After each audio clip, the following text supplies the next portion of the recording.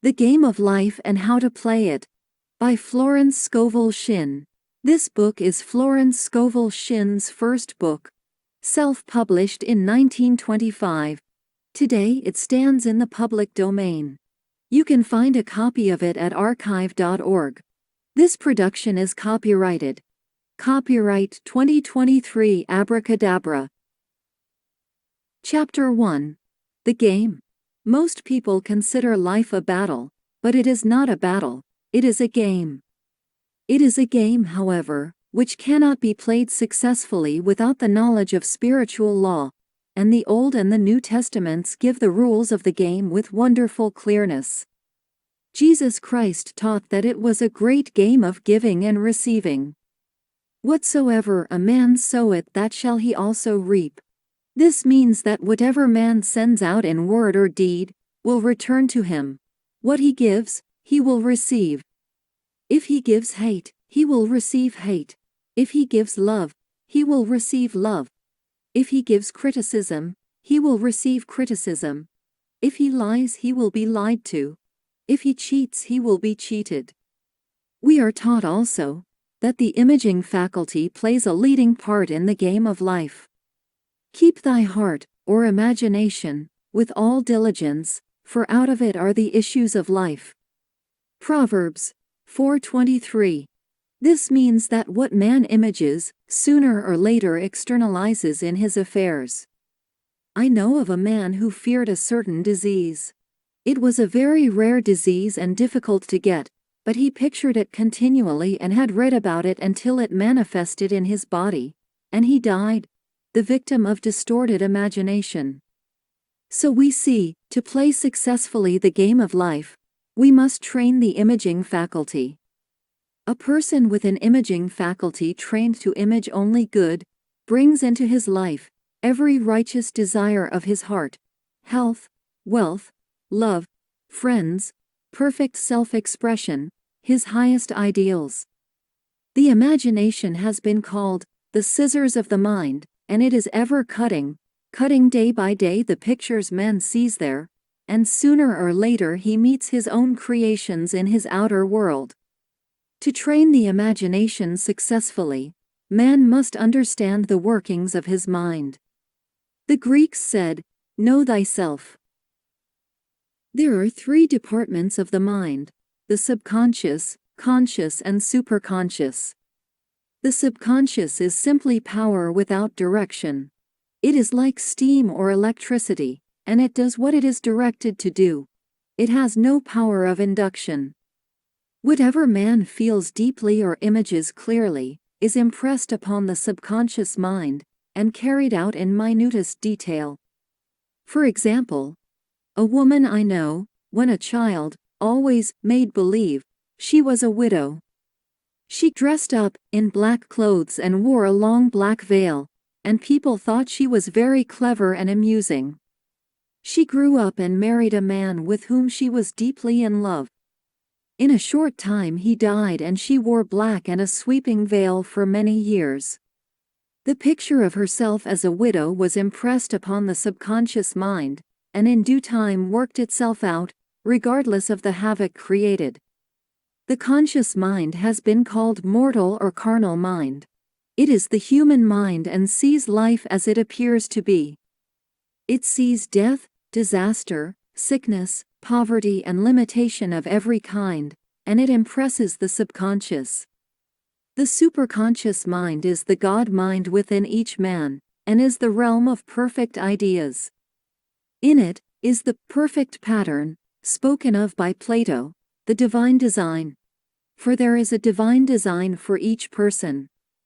There is a place that you are to fill and no one else can fill, something you are to do, which no one else can do.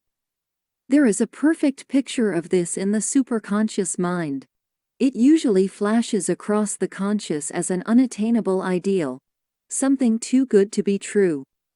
In reality, it is man's true destiny, or destination, flashed to him from the infinite intelligence which is within himself. Many people, however, are in ignorance of their true destinies and are striving for things and situations which do not belong to them, and would only bring failure and dissatisfaction if attained. For example, a woman came to me and asked me to speak the word that she would marry a certain man with whom she was very much in love. She called him AB. I replied that this would be a violation of spiritual law, but that I would speak the word for the right man, the divine selection, the man who belonged to her by divine right. I added, if AB is the right man, you can't lose him, and if he isn't, you will receive his equivalent. She saw AB frequently, but no headway was made in their friendship. One evening she called and said, "Do you know, for the last week, AB hasn't seemed so wonderful to me." I replied, "Maybe he is not the divine selection. Another man may be the right one."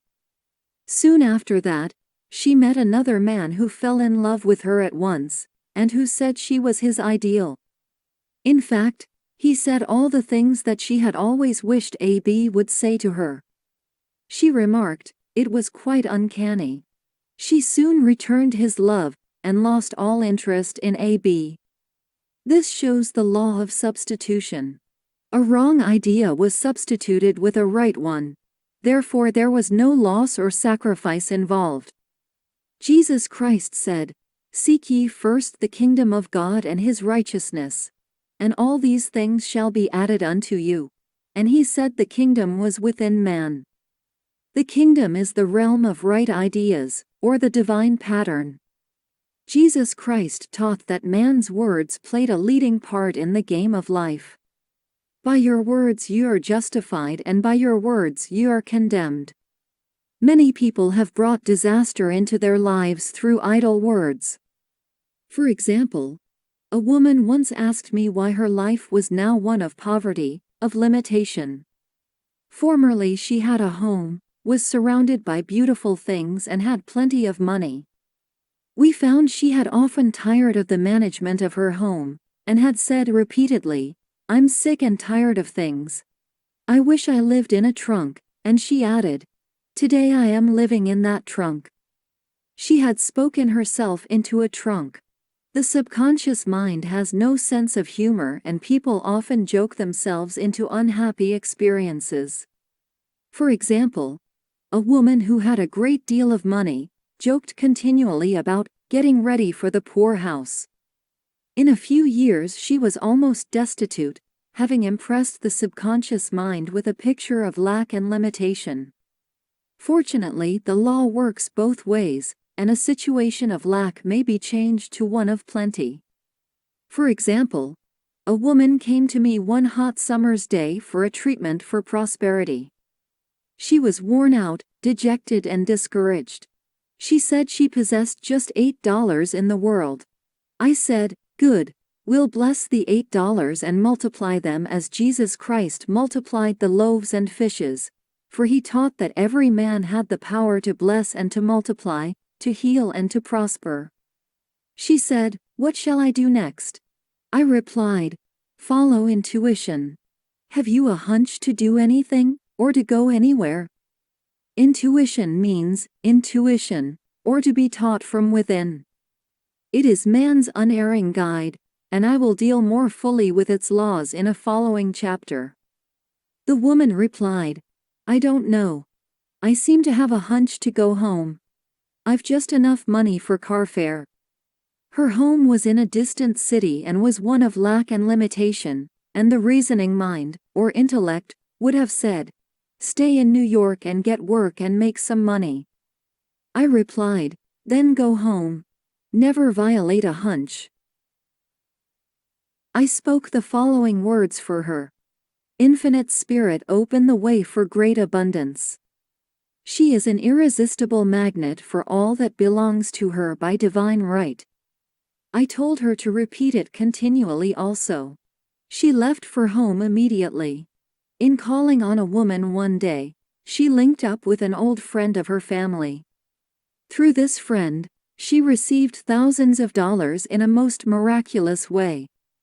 She has said to me often, "Tell people about the woman who came to you with $8 and a hunch." There is always plenty on man's pathway. but it can only be brought into manifestation through desire, faith, or the spoken word. Jesus Christ brought out clearly that man must make the first move. Ask, and it shall be given you. Seek, and ye shall find. Knock, and it shall be opened unto you. Matthew 7:7. In the scriptures we read, "Concerning the works of my hands, command ye me." Infinite intelligence, God, is ever ready to carry out man's smallest or greatest demands. Every desire, uttered or unexpressed, is a demand. We are often startled by having a wish suddenly fulfilled. For example, one Easter, having seen many beautiful rose trees in the florist's windows, I wished I would receive one, and for an instant saw it mentally being carried in the door. Easter came, and with it a beautiful rose tree. I thanked my friend the following day, and told her it was just what I had wanted. She replied, "I didn't send you a rose tree, I sent you lilies." The man had mixed the order, and sent me a rose tree simply because I had started the law in action, and I had to have a rose tree. Nothing stands between man and his highest ideals and every desire of his heart, but doubt and fear. When man can wish without worrying, every desire will be instantly fulfilled. I will explain more fully in a following chapter the scientific reason for this and how fear must be erased from the consciousness. It is man's only enemy. Fear of lack, fear of failure, fear of sickness, fear of loss, and a feeling of insecurity on some plane. Jesus Christ said, "Why are ye fearful, O ye of little faith?" Matthew 8:26. So we can see we must substitute faith for fear is only inverted faith. It is faith in evil instead of good. The object of the game of life is to see clearly one's good and to obliterate all mental pictures of evil. This must be done by impressing the subconscious mind with a realization of good. A very brilliant man, who has attained great success, told me he had suddenly erased all fear from his consciousness by reading a sign which hung in a room. He saw printed, in large letters, this statement, "Why worry? It will probably never happen." These words were stamped indelibly upon his subconscious mind, and he has now a firm conviction that only good can come into his life. Therefore only good can manifest. In the following chapter I will deal with the different methods of impressing the subconscious mind. It is man's faithful servant, but one must be careful to give it the right orders. Man has ever a silent listener at his side, his subconscious mind. Every thought, every word is impressed upon it and carried out in amazing detail. It is like a singer making a record on the sensitive disc of the phonographic plate. Every note and tone of the singer's voice is registered. If he coughs or hesitates, it is registered also. So let us break all the old bad records in the subconscious mind, the records of our lives which we do not wish to keep, and make new and beautiful ones. Speak these words aloud, with power and conviction. I now smash and demolish, by my spoken word, every untrue record in my subconscious mind. They shall return to the dust heap of their native nothingness, for they came from my own vain imaginings. I now make my perfect records through the Christ within, the records of health, wealth, love, and perfect self-expression. This is the square of life, the game completed. In the following chapters, I will show how man can change his conditions by changing his words. Any man who does not know the power of the word is behind the times.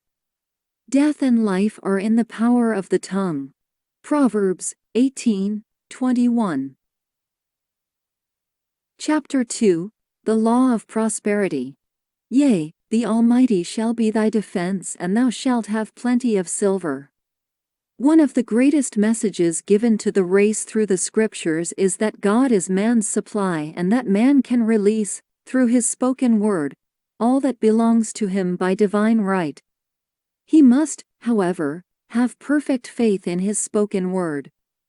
Isaiah said, "My word shall not return unto me void, but shall accomplish that whereunto it is sent." We know now that words and thoughts are a tremendous vibratory force, ever molding man's body and affairs. A woman came to me in great distress and said she was to be sued on the 15th of the month for $3,000. She knew no way of getting the money and was in despair. I told her God was her supply, and that there is a supply for every demand. So I spoke the word. I gave thanks that the woman would receive $3,000 at the right time and the right way. I told her she must have perfect faith, and act her perfect faith. The 15th came but no money had materialized. She called me on the phone and asked what she was to do. I replied, "It is Saturday, so they won't sue you today. Your part is to act rich, thereby showing perfect faith that you will receive it by Monday." She asked me to lunch with her to keep up her courage. When I joined her at a restaurant, I said, "This is no time to economize. Order an expensive luncheon, act as if you had already received the $3,000. All things whatsoever ye ask in prayer, believing, ye shall receive." You must act as if you had already received. The next morning she called me on the phone and asked me to stay with her during the day. I said, "No, you are divinely protected and God is never too late." In the evening she phoned again, greatly excited, and said, "My dear, a miracle has happened. I was sitting in my room this morning, when the doorbell rang. I said to the maid, 'Don't let anyone in.' The maid, however, looked out the window and said, 'It's your cousin with the long white beard.' So I said, 'Call him back. I would like to see him.' He was just turning the corner, when he heard the maid's voice, and he came back. He talked for about an hour, and just as he was leaving he said, 'Oh, by the way, how are finances?' I told him I needed the money, and he said, 'Why, my dear, I will give you $3,000 the first of the month.' I didn't like to tell him I was going to be sued. What shall I do? I won't receive it till the first of the month, and I must have it tomorrow." I said, "I'll keep on treating." I said, "Spirit is never too late. I give thanks she has received the money on the invisible plane and that it manifests on time." The next morning her cousin called her up and said, "Come to my office this morning and I will give you the money." That afternoon she had $3,000 to her credit in the bank, and wrote checks as rapidly as her excitement would permit. If one asks for success and prepares for failure, he will get the situation he has prepared for. For example, a man came to me asking me to speak the word that a certain debt would be wiped out. I found he spent his time planning what he would say to the man when he did not pay his bill, thereby neutralizing my words. He should have seen himself paying the debt. We have a wonderful illustration of this in the Bible, relating to the 3 kings who were in the desert, without water for their men and horses. They consulted the prophet Elisha, who gave them this astonishing message. "Thus saith the Lord, Ye shall not see wind, neither shall ye see rain, yet make this valley full of ditches." Man must prepare for the thing he has asked for, when there isn't the slightest sign of it in sight. For example, a woman found it necessary to look for an apartment during the year when there was a great shortage of apartments in New York. It was considered almost an impossibility, and her friends were sorry for her and said, "Isn't it too bad? You'll have to store your furniture and live in a hotel." She replied, "You needn't feel sorry for me, I'm a Superman, and I'll get an apartment." She spoke the words, "Infinite Spirit, open the way for the right apartment." She knew there was a supply for every demand, and that she was unconditioned, working on the spiritual plane, and that, One with God is a majority. She had contemplated buying new blankets, when the tempter, the adverse thought or reasoning mind, suggested, "Don't buy the blankets, perhaps, after all, you won't get an apartment and you will have no use for them." She promptly replied, to herself, "I'll dig my ditches by buying the blankets." So she prepared for the apartment, acted as though she already had it. She found one in a miraculous way, and it was given to her although there were over 200 other applicants. The blankets showed active faith. It is needless to say that the ditches dug by the 3 kings in the desert were filled to overflowing. Read 2 Kings. Getting into the spiritual swing of things is no easy matter for the average person. The adverse thoughts of doubt and fear surge from the subconscious. They are the army of the aliens which must be put to flight. This explains why it is so often darkest before the dawn. A big demonstration is usually preceded by tormenting thoughts. Having made a statement of high spiritual truth, one challenges the old beliefs in the subconscious, an error is exposed to be put out. This is the time when one must make his affirmations of truth repeatedly, and rejoice and give thanks that he has already received. Before ye call, I shall answer. This means that every good and perfect gift is already man's, awaiting his recognition. Man can only receive what he sees himself receiving. The children of Israel were told that they could have all the land they could see. This is true of every man. He has only the land within his own mental vision. Every great work, every big accomplishment, has been brought into manifestation through holding to the vision, and often just before the big achievement, comes apparent failure and discouragement. The children of Israel, when they reached the promised land, were afraid to go in, for they said it was filled with giants who made them feel like grasshoppers. And there we saw the giants and we were in our own sight as grasshoppers. This is almost every man's experience. However, the one who knows spiritual law is undisturbed by appearance, and rejoices while he is yet in captivity. That is, he holds to his vision and gives thanks that the end is accomplished, he has received. Jesus Christ gave a wonderful example of this. He said to his disciples, "Say not ye, there are yet 4 months and then cometh the harvest? Behold, I say unto you, lift up your eyes and look on the fields, for they are ripe already to harvest." His clear vision pierced the world of matter and he saw clearly the 4th-dimensional world, things as they really are, perfect and complete in divine mind.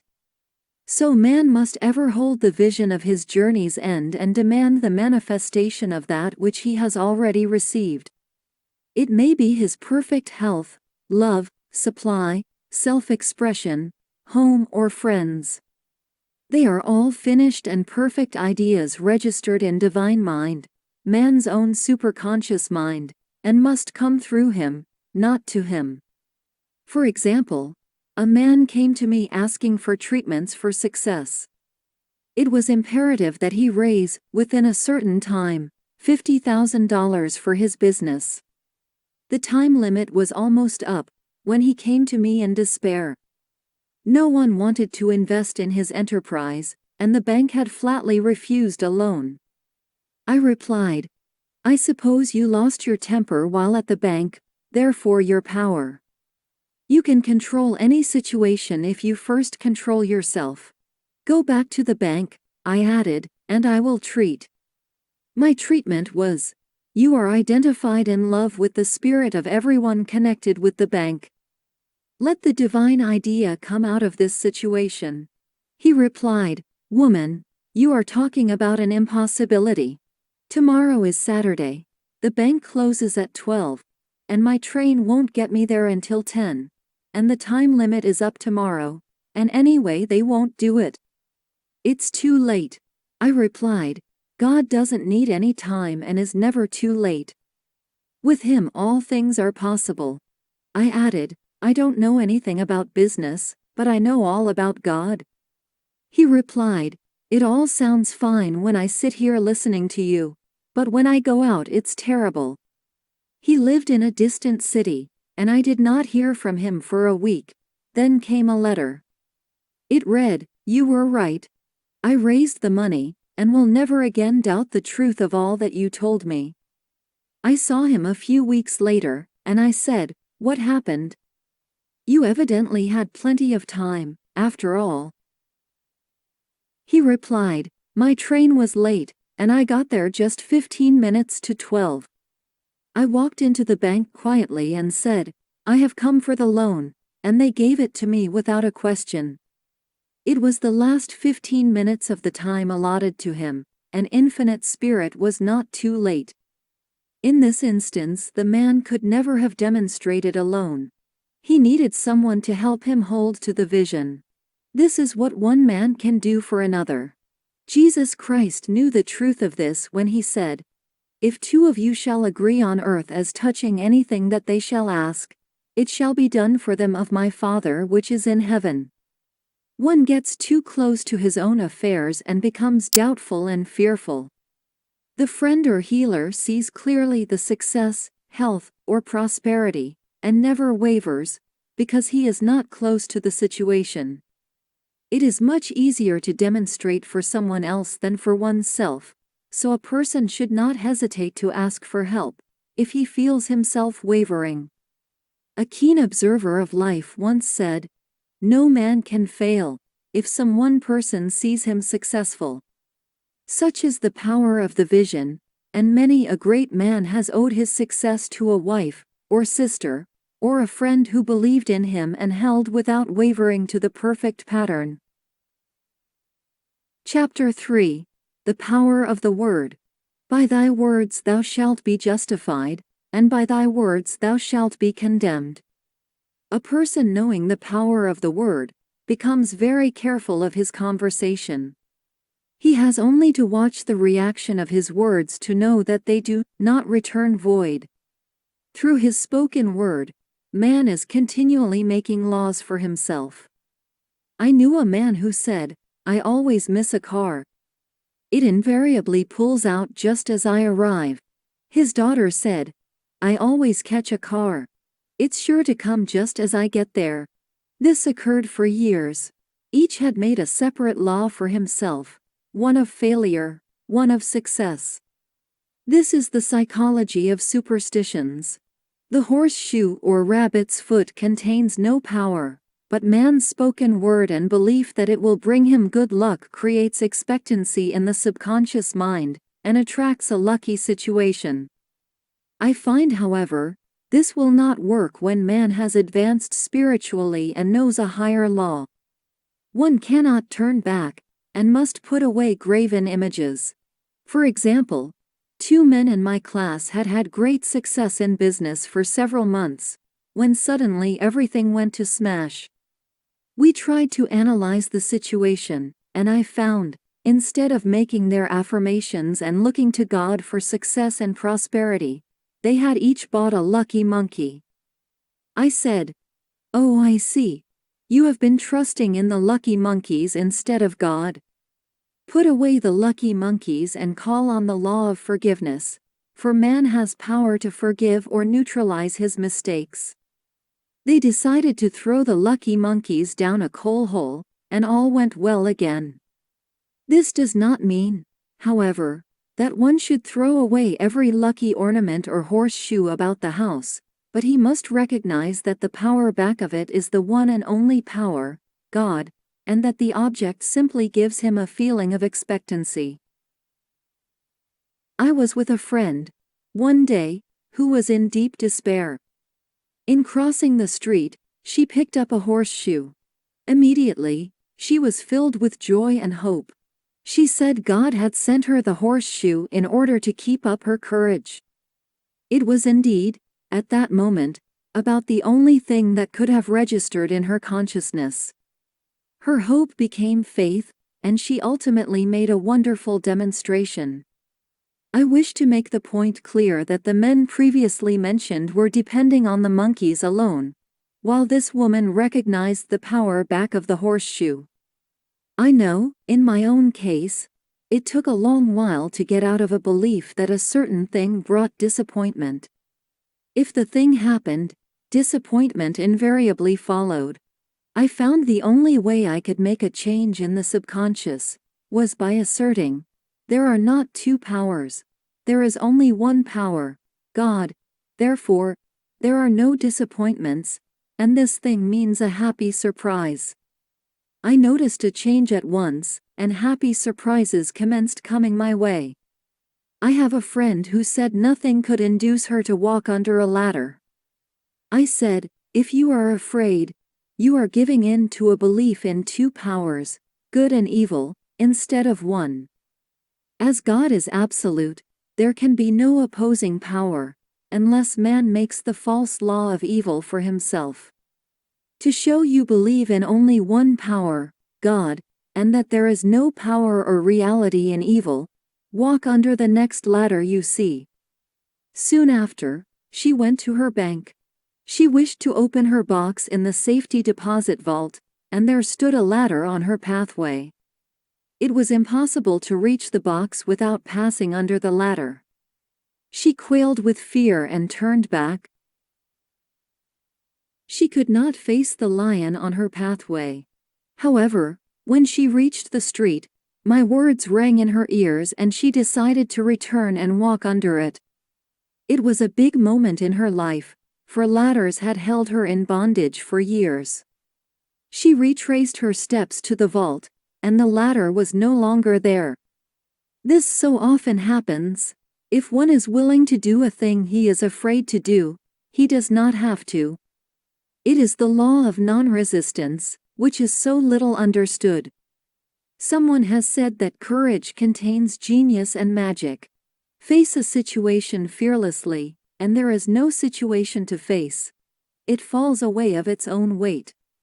The explanation is that fear attracted the ladder on the woman's pathway, and fearlessness removed it. Thus the invisible forces are ever working for man who is always pulling the strings, himself, though he does not know it. Owing to the vibratory power of words, whatever man voices, he begins to attract. People who continually speak of disease, invariably attract it. After man knows the truth, he cannot be too careful of his words. For example, I have a friend who often says on the phone, "Do come to see me and have a fine old-fashioned chat." This old-fashioned chat means an hour of about 500 to 1,000 destructive words, the principal topics being loss, lack, failure and sickness. I reply, "No, I thank you. I've had enough old-fashioned chats in my life. They are too expensive, but I will be glad to have a new-fashioned chat, and talk about what we want, not what we don't want." There is an old saying that man only dares use his words for three purposes: to heal, bless or prosper. What man says of others will be said of him, and what he wishes for another, he is wishing for himself. Curses, like chickens, come home to roost. If a man wishes someone bad luck, he is sure to attract bad luck himself. If he wishes to aid someone to success, he is wishing and aiding himself to success. The body may be renewed and transformed through the spoken word and clear vision, and disease be completely wiped out of the consciousness. The metaphysician knows that all disease has a mental correspondence, and in order to heal the body one must first heal the soul. The soul is the subconscious mind, and it must be saved from wrong thinking. In the 23rd Psalm, we read, "He restoreth my soul." This means that the subconscious mind or soul must be restored with the right ideas, and the mystical marriage is the marriage of the soul and the spirit, or the subconscious and superconscious mind. They must be one. When the subconscious is flooded with the perfect ideas of the superconscious, God and man are one. I and the Father are one. That is, he is one with the realm of perfect ideas. He is the man made in God's likeness and image, imagination, and is given power and dominion over all created things, his mind, body and affairs. It is safe to say that all sickness and unhappiness come from the violation of the law of love. A new commandment I give unto you, love one another, and in the game of life, love or good will takes every trick. For example, a woman I know had for years an appearance of a terrible skin disease. The doctors told her it was incurable, and she was in despair. She was on the stage, and she feared she would soon have to give up her profession, and she had no other means of support. She, however, procured a good engagement, and on the opening night, made a great hit. She received flattering notices from the critics, and was joyful and elated. The next day she received a notice of dismissal. A man in the cast had been jealous of her success and had caused her to be sent away. She felt hatred and resentment taking complete possession of her, and she cried out, "Oh God, don't let me hate that man." That night she worked for hours in the silence. She said, "I soon came into a very deep silence. I seemed to be at peace with myself, with the man, and with the whole world." I continued this for 2 following nights, and on the 3rd day I found I was healed completely of the skin disease. In asking for love, or goodwill, she had fulfilled the law, for love is the fulfilling of the law, and the disease, which came from subconscious resentment, was wiped out. Continual criticism produces rheumatism, as critical, inharmonious thoughts cause unnatural deposits in the blood, which settle in the joints. False growths are caused by jealousy, hatred, unforgiveness, fear, etc. Every disease is caused by a mind not at ease. I said once, in my class, there is no use asking anyone, "What's the matter with you?" We might just as well say, "Who's the matter with you?" Unforgiveness is the most prolific cause of disease. It will harden arteries or liver, and affect the eyesight. In its train are endless ills. I called on a woman one day, who said she was ill from having eaten a poisoned oyster. I replied, "Oh no, the oyster was harmless, you poisoned the oyster." "Who's the matter with you?" She answered, "Oh, about 19 people." She had quarreled with 19 people and had become so inharmonious that she attracted the wrong oyster. Any inharmony on the external indicates there is mental inharmony. As the within, so the without. Man's only enemies are within himself. And a man's foes shall be they of his own household. Personality is one of the last enemies to be overcome, as this planet is taking its initiation in love. It was Christ's message, peace on earth, goodwill towards man. The enlightened man, therefore, endeavors to perfect himself upon his neighbor. His work is with himself, to send out goodwill and blessings to every man, and the marvelous thing is, that if one blesses a man he has no power to harm him. For example, a man came to me asking to treat for success in business. He was selling machinery, and a rival appeared on the scene with what he proclaimed was a better machine, and my friend feared defeat. I said, "First of all, we must wipe out all fear, and know that God protects your interests, and that the divine idea must come out of the situation. That is, the right machine will be sold, by the right man, to the right man." And I added, "Don't hold one critical thought towards that man. Bless him all day, and be willing not to sell your machine, if it isn't the divine idea." So he went to the meeting, fearless and non-resistant, and blessing the other man. He said the outcome was very remarkable. The other man's machine refused to work, and he sold his without the slightest difficulty. But I say unto you, love your enemies, bless them that curse you, do good to them that hate you, and pray for them which despitefully use you and persecute you. Goodwill produces a great aura of protection about the one who sends it, and no weapon that is formed against him shall prosper. In other words, love and good will destroy the enemies within oneself. Therefore, one has no enemies on the external. There is peace on earth for him who sends goodwill to man. Chapter 4. The Law of Nonresistance. Resist not evil. Be not overcome of evil, but overcome evil with good. Nothing on earth can resist an absolutely non-resistant person. The Chinese say that water is the most powerful element, because it is perfectly non-resistant. It can wear away a rock, and sweep all before it. Jesus Christ said, "Resist not evil," for he knew in reality, there is no evil, therefore nothing to resist. Evil has come of man's vain imagination, or a belief in two powers, good and evil. There is an old legend, that Adam and Eve ate of Maya, the tree of illusion, and saw two powers instead of one power, God.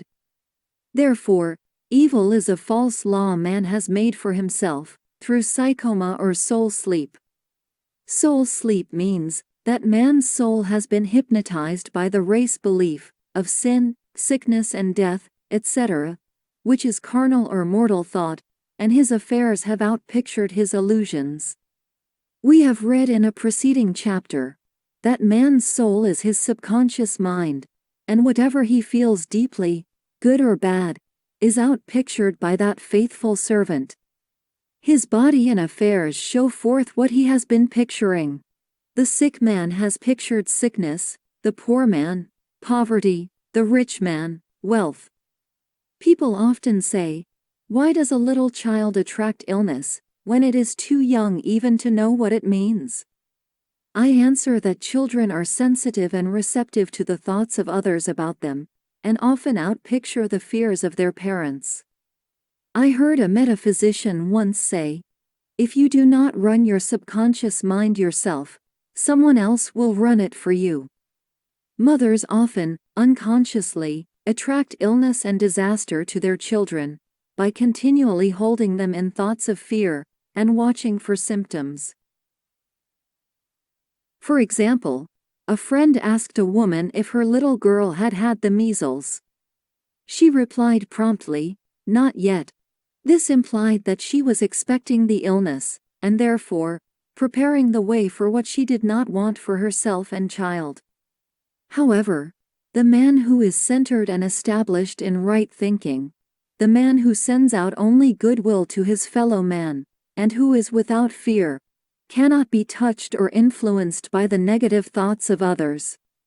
In fact, he could then receive only good thoughts, as he himself sends forth only good thoughts. Resistance is hell, for it places man in a state of torment. A metaphysician once gave me a wonderful recipe for taking every trick in the game of life. It is the acme of non-resistance. He gave it in this way. At one time in my life, I baptized children, and of course, they had many names. Now I no longer baptize children, but I baptize events, but I give every event the same name. If I have a failure, I baptize it success, in the name of the Father, and of the Son, and of the Holy Ghost. In this, we see the great law of transmutation, founded on non-resistance. Through his spoken word, every failure was transmuted into success. For example, a woman who required money, and who knew the spiritual law of opulence, was thrown in a business way continually, with a man who made her feel very poor. He talked lack and limitation, and she commenced to catch his poverty thoughts, so she disliked him, and blamed him for her failure. She knew in order to demonstrate her supply, she must first feel that she had received. A feeling of opulence must precede its manifestation. It dawned on her one day that she was resisting the situation, and seeing two powers instead of one. So she blessed the man and baptized the situation success. She affirmed, "As there is only one power, God, This man is here for my good and my prosperity. Just what he did not seem to be there for. Soon after that she met, through this man, a woman who gave her for a service rendered several $1,000s, and the man moved to a distant city, and faded harmoniously from her life. Make the statement, every man is a golden link in the chain of my good, for all men are God in manifestation, awaiting the opportunity given by man, himself, to serve the divine plan of his life. Bless your enemy, and you rob him of his ammunition. His arrows will be transmuted into blessings. This law is true of nations as well as individuals. Bless a nation, send love and goodwill to every inhabitant, and it is robbed of its power to harm. Man can only get the right idea of non-resistance through spiritual understanding. My students have often said, I don't want to be a doormat.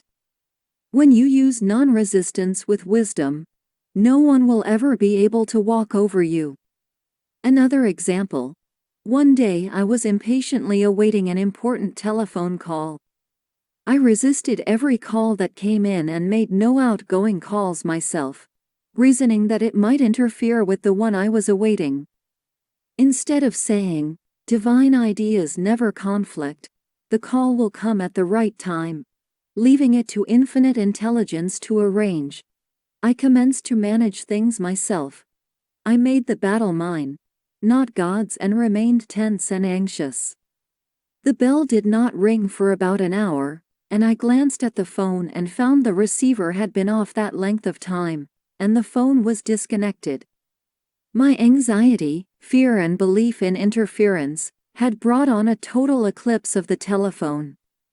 Realizing what I had done, I commenced blessing the situation at once. I baptized its success, and affirmed, I cannot lose any call that belongs to me by divine right. I am under grace, and not under law. A friend rushed out to the nearest telephone to notify the company to reconnect. She entered a crowded grocery, but the proprietor left his customers and attended to the call himself. My phone was connected at once, and 2 minutes later, I received a very important call, and about an hour afterwards, the one I had been awaiting. One's ships come in over a calm sea. So long as man resists a situation, he will have it with him. If he runs away from it, it will run after him. For example, I repeated this to a woman one day, and she replied, how true that is. I was unhappy at home. I disliked my mother, who was critical and domineering, so I ran away and was married. But I married my mother, for my husband was exactly like my mother, and I had the same situation to face again. Agree with thine adversary quickly. This means, agree that the adverse situation is good, be undisturbed by it, and it falls away of its own weight. None of these things move me, is a wonderful affirmation. The inharmonious situation comes from some inharmony within man himself. When there is in him no emotional response to an inharmonious situation, it fades away forever from his pathway. So we see man's work is ever with himself. People have said to me, give treatments to change my husband or my brother. I reply, no, I will give treatments to change you. When you change, your husband and your brother will change. One of my students was in the habit of lying. I told her it was a failure method, and if she lied, she would be lied to. She replied, I don't care. I can't possibly get along without lying. One day she was speaking on the phone to a man with whom she was very much in love. She turned to me and said, I don't trust him, I know he's lying to me. I replied, well, you lie yourself, so someone has to lie to you, and you may be sure it will be just the person you want the truth from. Some time after that, I saw her, and she said, I'm cured of lying. I questioned, what cured you? She replied, I have been living with a woman who lied worse than I did. One is often cured of his faults by seeing them in others. Life is a mirror, and we find only ourselves reflected in our associates. Living in the past is a failure method and a violation of spiritual law. Jesus Christ said, "Behold, now is the accepted time. Now is the day of salvation." Lot's wife looked back and was turned into a pillar of salt. The robbers of time are the past and the future. Man should bless the past, and forget it, if it keeps him in bondage, and bless the future, knowing it has in store for him endless joys, but live fully in the now. For example, a woman came to me, complaining that she had no money with which to buy Christmas gifts. She said, "Last year was so different. I had plenty of money and gave lovely presents, and this year I have scarcely a cent." I replied, "You will never demonstrate money while you are pathetic and live in the past.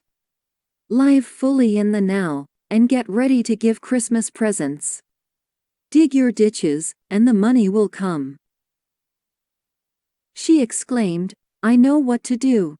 I will buy some tinsel twine, Christmas seals and wrapping paper." I replied, "Do that, and the presents will come and stick themselves to the Christmas seals." This too was showing financial fearlessness and faith in God, as the reasoning mind said, "Keep every cent you have, as you are not sure you will get any more." She bought the seals, paper and twine, and a few days before Christmas, received a gift of several $100s. Buying the seals and twine had impressed the subconscious with expectancy, and opened the way for the manifestation of the money. She purchased all the presents in plenty of time. Man must live suspended in the moment. Look well, therefore, to this day. Such is the salutation of the dawn. He must be spiritually alert, ever awaiting his leads, taking advantage of every opportunity. One day, I said continually, silently, "Infinite Spirit, don't let me miss a trick," and something very important was told to me that evening. It is most necessary to begin the day with right words. Make an affirmation immediately upon waking. For example, "Thy will be done this day. Today is a day of completion. I give thanks for this perfect day. Miracle shall follow miracle and wonders shall never cease." Make this a habit, and one will see wonders and miracles come into life. One morning I picked up a book and read, "Look with wonder at that which is before you." It seemed to be my message for the day, so I repeat it again and again. Look with wonder at that which is before you. At about noon, a large sum of money was given me, which I had been desiring for a certain purpose. In a following chapter, I will give affirmations that I have found most effective. However, one should never use an affirmation unless it is absolutely satisfying and convincing to his own consciousness, and often an affirmative is changed to suit different people. For example, the following has brought success to many. I have a wonderful work, in a wonderful way. I give wonderful service, for wonderful pay. I gave the first 2 lines to one of my students, and she added the last 2. It made a most powerful statement, as there should always be perfect payment for perfect service, and a rhyme sinks easily into the subconscious. She went about singing it aloud and soon did receive wonderful work in a wonderful way, and gave wonderful service for wonderful pay.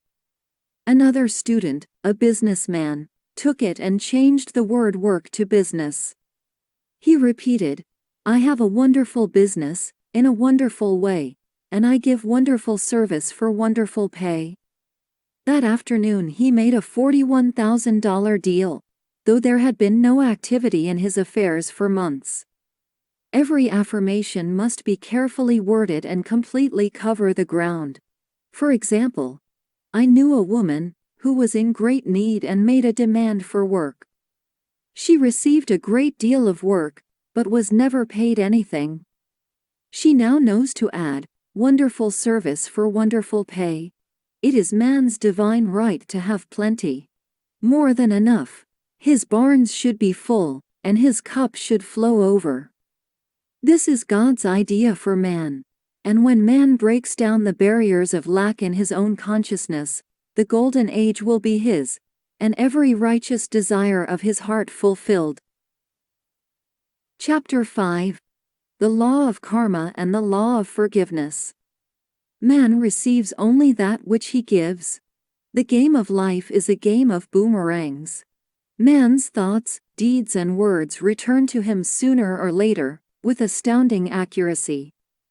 This is the law of karma, which is Sanskrit for comeback. Whatsoever a man soweth, that shall he also reap. For example, a friend told me this story of herself, illustrating the law. She said, I make all my karma on my aunt. Whatever I say to her, someone says to me. I am often irritable at home, and one day said to my aunt, who was talking to me during dinner, no more talk, I wish to eat in peace. The following day, I was lunching with a woman with whom I wished to make a great impression. I was talking animatedly, when she said, no more talk, I wish to eat in peace. My friend is high in consciousness, so her karma returns much more quickly than to one on the mental plane. The more man knows, the more he is responsible for, and a person with a knowledge of spiritual law, which he does not practice, suffers greatly, in consequence. The fear of the Lord, law, is the beginning of wisdom. If we read the word Lord, law, it will make many passages in the Bible much clearer. Vengeance is mine, I will repay, saith the Lord, law. It is the law which takes vengeance, not God. God sees man perfect, created in his own image, imagination, and given power and dominion. This is the perfect idea of man, registered in divine mind, awaiting man's recognition. For man can only be what he sees himself to be, and only attain what he sees himself attaining.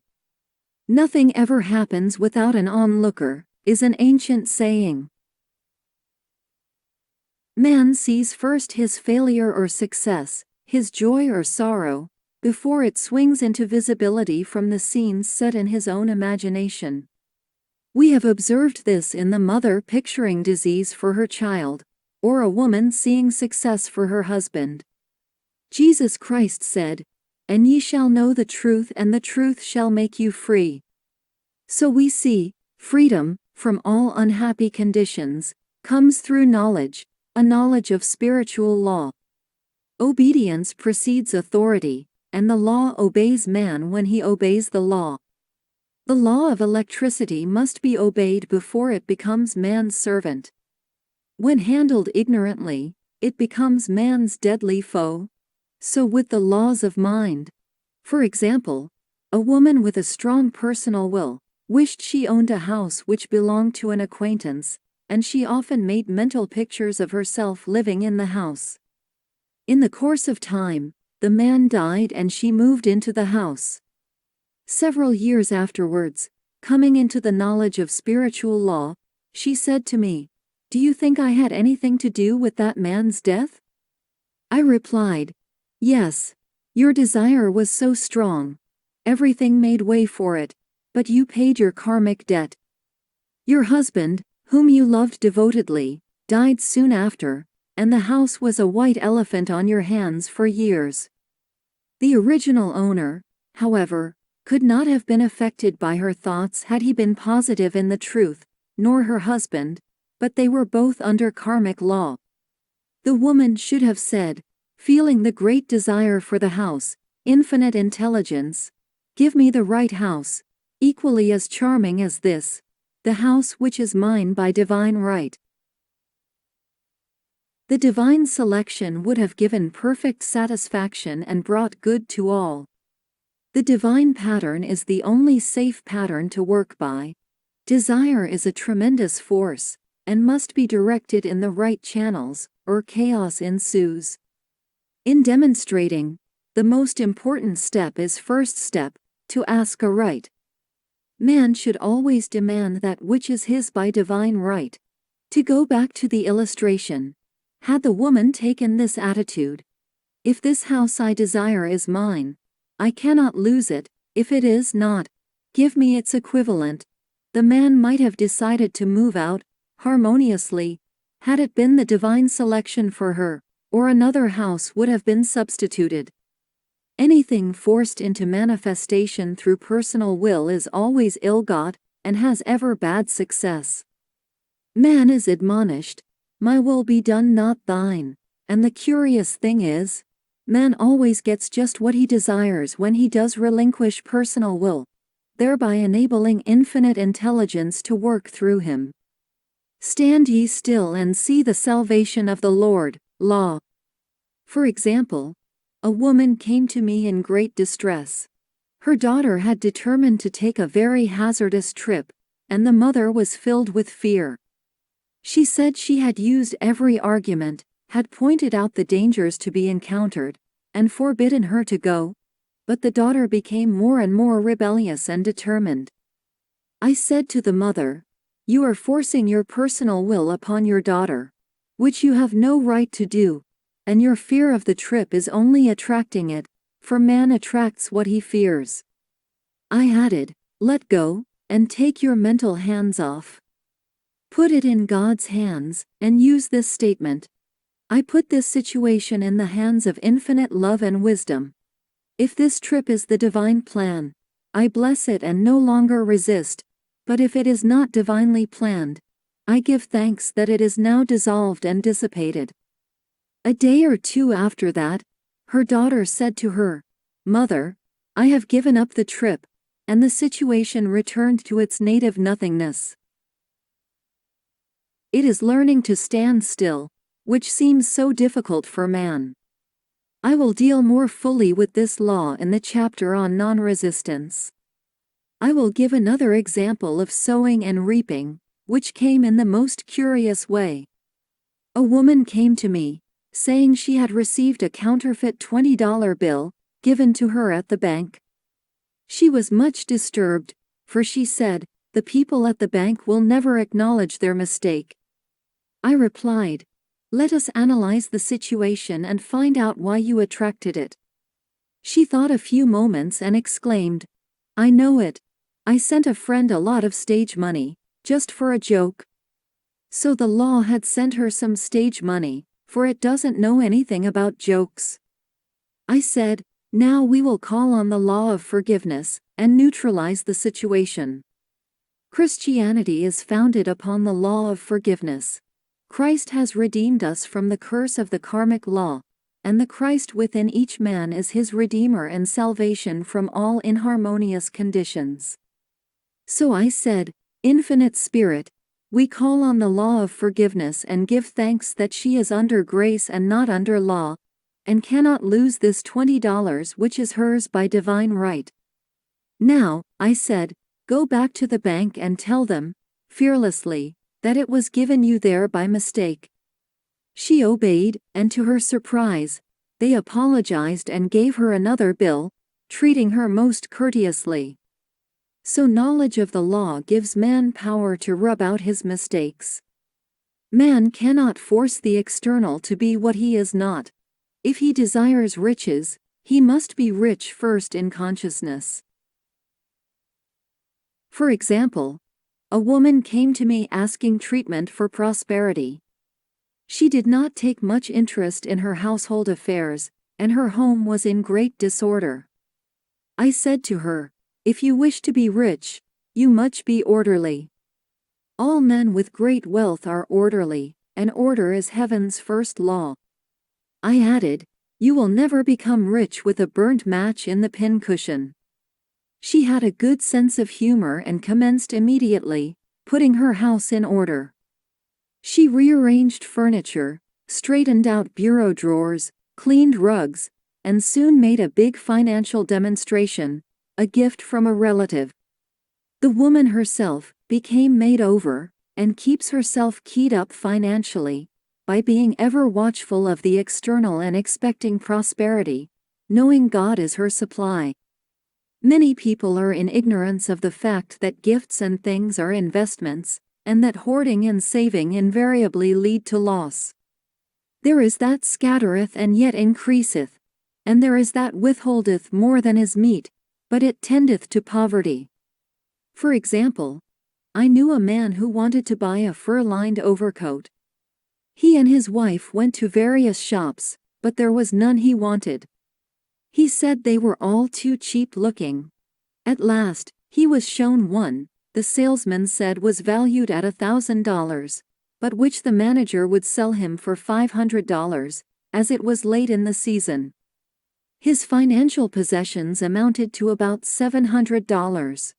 The reasoning mind would have said, "You can't afford to spend nearly all you have on a coat," but he was very intuitive and never reasoned. He turned to his wife and said, "If I get this coat, I'll make a ton of money." So his wife consented, weakly. About a month later, he received a $10,000 commission. The coat made him feel so rich, it linked him with success and prosperity. Without the coat he would not have received the commission. It was an investment paying large dividends. If man ignores these leadings to spend or to give, the same amount of money will go in an uninteresting or unhappy way. For example, a woman told me on Thanksgiving Day, she informed her family that they could not afford a Thanksgiving dinner. She had the money, but decided to save it. A few days later, someone entered her room and took from the bureau drawer the exact amount the dinner would have cost. The law always stands back of the man who spends fearlessly, with wisdom. For example, one of my students was shopping with her little nephew. The child clamored for a toy, which she told him she could not afford to buy. She realized suddenly that she was seeking lack, and not recognizing God as her supply. So she bought the toy, and on her way home, picked up in the street the exact amount of money she had paid for it. Man's supply is inexhaustible and unfailing when fully trusted, but faith or trust must precede the demonstration. According to your faith be it unto you. Faith is the substance of things hoped for, the evidence of things not seen. For faith holds the vision steady, and the adverse pictures are dissolved and dissipated, and, in due season we shall reap, if we faint not. Jesus Christ brought the good news, the gospel, that there was a higher law than the law of karma, and that law transcends the law of karma. It is the law of grace, or forgiveness. It is the law which frees man from the law of cause and effect, the law of consequence. Under grace, and not under law, we are told that on this plane, man reaps where he has not sown. The gifts of God are simply poured out upon him. All that the kingdom affords is his. This continued state of bliss awaits the man who has overcome the race, or world, thought. In the world thought there is tribulation, but Jesus Christ said, "Be of good cheer. I have overcome the world." The world thought is that of sin, sickness and death. He saw their absolute unreality and said sickness and sorrow shall pass away and death itself, the last enemy, be overcome. We know now, from a scientific standpoint, that death could be overcome by stamping the subconscious mind with the conviction of eternal youth and eternal life. The subconscious, being simply power without direction, carries out orders without questioning. Working under the direction of the superconscious, the Christ or God within man, the resurrection of the body would be accomplished. Man would no longer throw off his body in death. It would be transformed into the body electric, sung by Walt Whitman, for Christianity is founded upon the forgiveness of sins and an empty tomb. Chapter 6. Casting the burden, impressing the subconscious. When man knows his own powers and the workings of his mind, his great desire is to find an easy and quick way to impress the subconscious with good, for simply an intellectual knowledge of the truth will not bring results. In my own case, I found the easiest way is in casting the burden. A metaphysician once explained it in this manner. He said, "The only thing which gives anything weight in nature is the law of gravitation, and if a boulder could be taken high above the planet, there would be no weight in that boulder." And that is what Jesus Christ meant when he said, "My yoke is easy and my burden is light." He had overcome the world vibration, and functioned in the fourth-dimensional realm, where there is only perfection, completion, life and joy. He said, "Come to me all ye that labor and are heavy laden, and I will give you rest. Take my yoke upon you, for my yoke is easy and my burden is light." We are also told in the 55th Psalm, to cast thy burden upon the Lord. Many passages in the Bible state that the battle is God's not man's and that man is always to stand still and see the salvation of the Lord.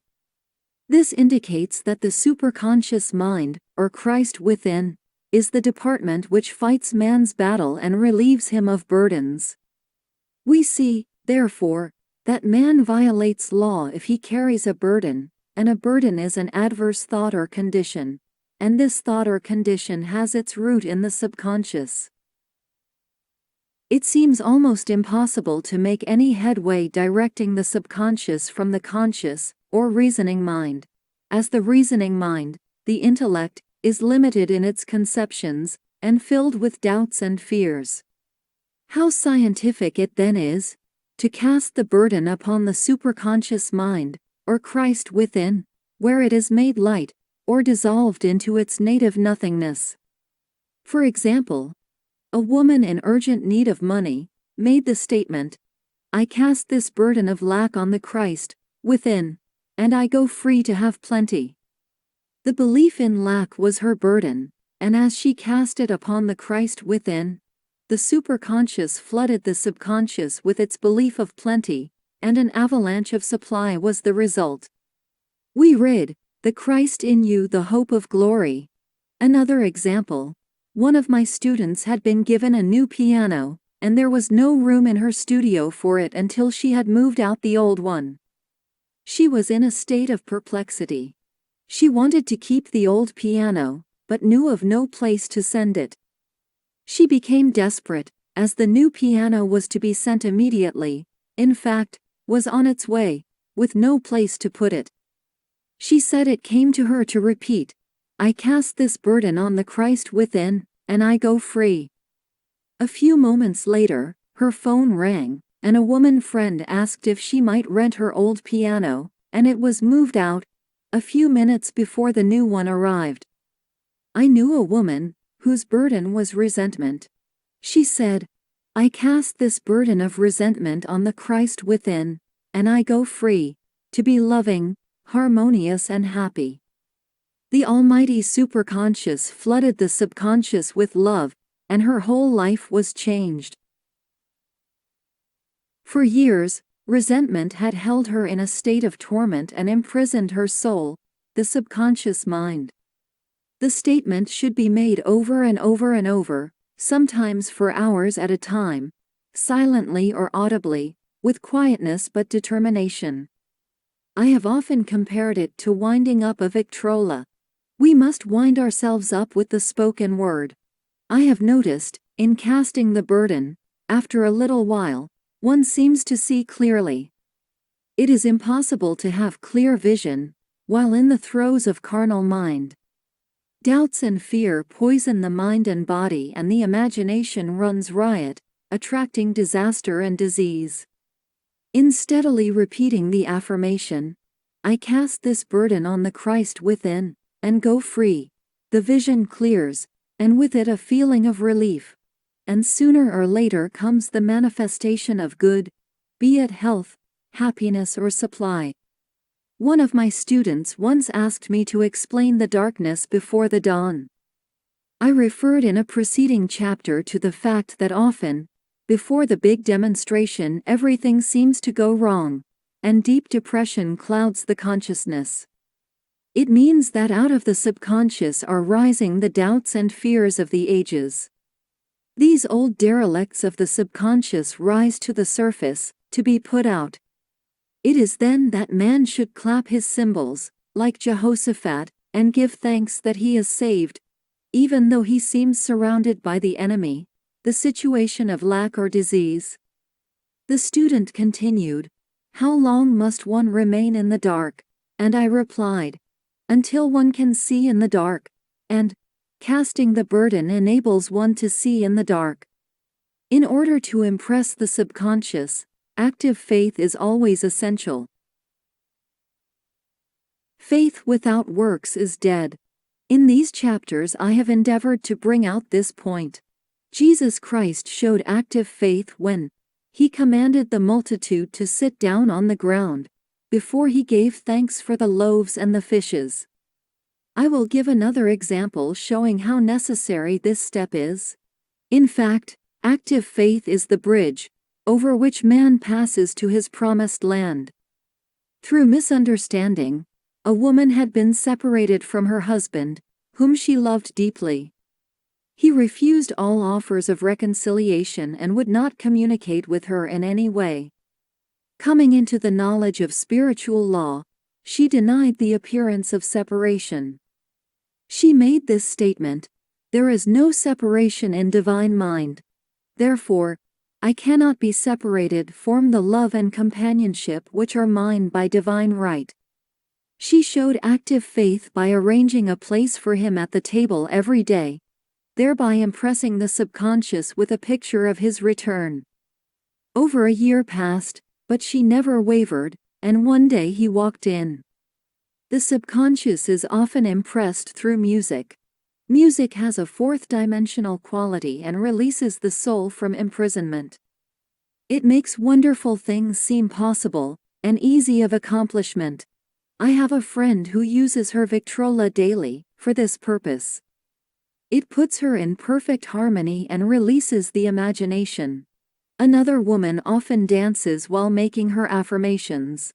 The rhythm and harmony of music and motion carry her words forth with tremendous power. The student must remember also, not to despise the day of small things. Invariably, before a demonstration, come signs of land. Before Columbus reached America, he saw birds and twigs which showed him land was near. So it is with a demonstration, but often the student mistakes it for the demonstration itself, and is disappointed. For example, a woman had spoken the word for a set of dishes. Not long afterwards a friend gave her a dish which was old and cracked. She came to me and said, "Well, I asked for a set of dishes, and all I got was a cracked plate." I replied, "The plate was only signs of land. It shows your dishes are coming. Look upon it as birds and seaweed," and not long afterwards the dishes came. Continually making believe impresses the subconscious. If one makes believe he is rich, and makes believe he is successful, in due time he will reap. Children are always making believe, and, "Except ye be converted, and become as little children, ye shall not enter the kingdom of heaven." For example, I know of a woman who was very poor, but no one could make her feel poor. She earned a small amount of money from rich friends, who constantly reminded her of her poverty, and to be careful and saving. Regardless of their admonitions, she would spend all her earnings on a hat, or make someone a gift, and be in a rapturous state of mind. Her thoughts were always centered on beautiful clothes and rings and things, but without envying others. She lived in the world of the wondrous, and only riches seemed real to her. Before long she married a rich man, and the rings and things became visible. I do not know whether the man was the divine selection, but opulence had to manifest in her life, as she had imaged only opulence. There is no peace or happiness for man, until he has erased all fear from the subconscious. Fear is misdirected energy and must be redirected, or transmuted into faith. Jesus Christ said, "Why are ye fearful, O ye of little faith? All things are possible to him that believeth." I am asked so often by my students, how can I get rid of fear? I reply, by walking up to the thing you are afraid of. The lion takes its fierceness from your fear. Walk up to the lion, and he will disappear. Run away and he runs after you. I have shown in previous chapters how the lion of lack disappeared when the individual spent money fearlessly, showing faith that God was his supply and therefore unfailing. Many of my students have come out of the bondage of poverty and are now bountifully supplied through losing all fear of letting money go out. The subconscious is impressed with the truth that God is the giver and gift. Therefore, as one is one with the giver, he is one with the gift. A splendid statement is, "I now thank God the giver for God the gift." Man has so long separated himself from his good and his supply, through thoughts of separation and lack, that sometimes it takes dynamite to dislodge these false ideas from the subconscious, and the dynamite is a big situation. We see in the foregoing illustration how the individual was freed from his bondage by showing fearlessness. Man should watch himself hourly to detect if his motive for action is fear or faith. Choose ye this day whom we shall serve, fear or faith. Perhaps one's fear is of personality. Then do not avoid the people feared. Be willing to meet them cheerfully, and they will either prove golden links in the chain of one's good, or disappear harmoniously from one's pathway. Perhaps one's fear is of disease or germs. Then one should be fearless and undisturbed in a germ-laden situation, and he would be immune. One can only contract germs while vibrating at the same rate as the germ, and fear drags men down to the level of the germ. Of course, the disease-laden germ is the product of carnal mind, as all thought must objectify. Germs do not exist in the superconscious or divine mind, therefore are the product of man's vain imagination. In the twinkling of an eye, man's release will come when he realizes there is no power in evil.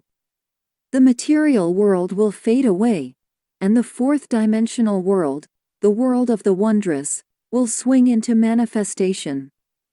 "And I saw a new heaven, and a new earth, and there shall be no more death, neither sorrow nor crying, neither shall there be any more pain. For the former things are passed away."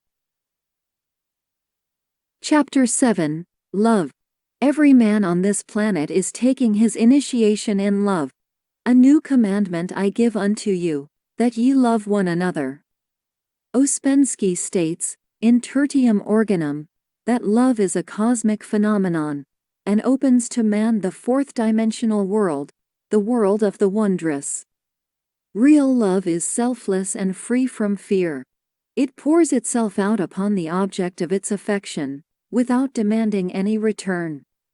Its joy is in the joy of giving. Love is God in manifestation, and the strongest magnetic force in the universe. Pure, unselfish love draws to itself its own. It does not need to seek or demand. Scarcely anyone has the faintest conception of real love. Man is selfish, tyrannical or fearful in his affections, thereby losing the thing he loves. Jealousy is the worst enemy of love, for the imagination runs riot, seeing the loved one attracted to another, and invariably these fears objectify if they are not neutralized. For example, a woman came to me in deep distress. The man she loved had left her for other women, and said he never intended to marry her. She was torn with jealousy and resentment and said she hoped he would suffer as he had made her suffer, and added, "How could he leave me when I loved him so much?" I replied, "You are not loving that man. You are hating him," and added, "You can never receive what you have never given. Give a perfect love and you will receive a perfect love. Perfect yourself on this man. Give him a perfect, unselfish love, demanding nothing in return. Do not criticize or condemn, and bless him wherever he is." She replied, "No, I won't bless him unless I know where he is." She said, "Well," I said, "that is not real love. When you send out real love will return to you, either from this man or his equivalent, for if this man is not the divine selection, you will not want him. As you are one with God, you are one with the love which belongs to you by divine right." Several months passed, and matters remained about the same, but she was working conscientiously with herself. I said, "When you are no longer disturbed by his cruelty, he will cease to be cruel, as you are attracting it through your own emotions." Then I told her of a brotherhood in India, who never said good morning to each other. They used these words, "I salute the divinity in you." They saluted the divinity in every man, and in the wild animals in the jungle, and they were never harmed, for they saw only God in every living thing. I said, "Salute the divinity in this man, and say, I see your divine self only. I see you as God sees you, perfect, made in his image and likeness." She found she was becoming more poised, and gradually losing her resentment. He was a captain, and she always called him the Cap. One day, she said suddenly, "God bless the Cap wherever he is."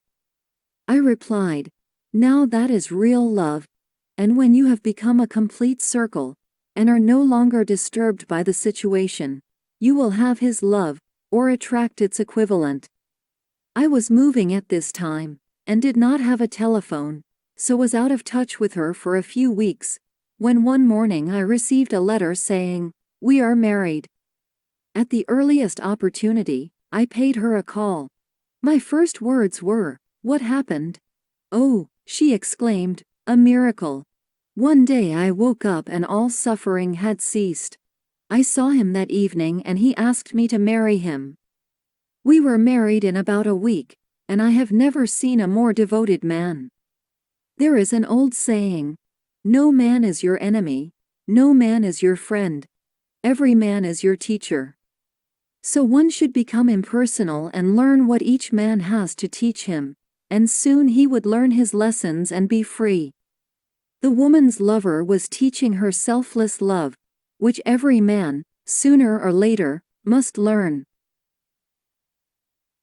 Suffering is not necessary for man's development. It is the result of violation of spiritual law, but few people seem able to rouse themselves from their soul sleep without it. When people are happy, they usually become selfish, and automatically the law of karma is set in action. Man often suffers loss through lack of appreciation. I knew a woman who had a very nice husband, but she said often, "I don't care anything about being married, but that is nothing against my husband. I'm simply not interested in married life." She had other interests, and scarcely remembered she had a husband. She only thought of him when she saw him. One day her husband told her he was in love with another woman, and left. She came to me in distress and resentment. I replied, "It is exactly what you spoke the word for. You said you didn't care anything about being married, so the subconscious worked to get you unmarried." She said, "Oh yes, I see. People get what they want, and then feel very much hurt." She soon became in perfect harmony with the situation, and knew they were both much happier apart. When a woman becomes indifferent or critical, and ceases to be an inspiration to her husband, he misses the stimulus of their early relationship and is restless and unhappy. A man came to me dejected, miserable and poor. His wife was interested in the science of numbers, and had had him read. It seems the report was not very favorable, for he said, "My wife says I'll never amount to anything because I am a 2. I replied, "I don't care what your number is, you are a perfect idea in divine mind, and we will demand the success and prosperity which are already planned for you by that infinite intelligence." Within a few weeks, He had a very fine position, and a year or two later, he achieved a brilliant success as a writer. No man is a success in business unless he loves his work. The picture the artist paints for love of his art is his greatest work. The pot boiler is always something to live down. No man can attract money if he despises it. Many people are kept in poverty by saying, "Money means nothing to me, and I have a contempt for people who have it." This is the reason so many artists are poor. Their contempt for money separates them from it. I remember hearing one artist say of another, "He's no good as an artist. He has money in the bank." This attitude of mind, of course, separates man from his supply. He must be in harmony with a thing in order to attract it. Money is God in manifestation, as freedom from want and limitation, but it must be always kept in circulation and put to right uses. Hoarding and saving react with grim vengeance. This does not mean that man should not have houses and lots, stocks and bonds, for the barns of the righteous man shall be full. It means man should not hoard even the principal, if an occasion arises, when money is necessary. In letting it go out fearlessly and cheerfully, he opens the way for more to come in, for God is man's unfailing and inexhaustible supply. This is the spiritual attitude towards money, and the great bank of the universal never fails. We see an example of hoarding in the film production of Greed. The woman won $5,000 in a lottery, but would not spend it. She hoarded and saved, let her husband suffer and starve, and eventually she scrubbed floors for a living. She loved the money itself and put it above everything, and one night she was murdered and the money taken from her. This is an example of where love of money is the root of all evil.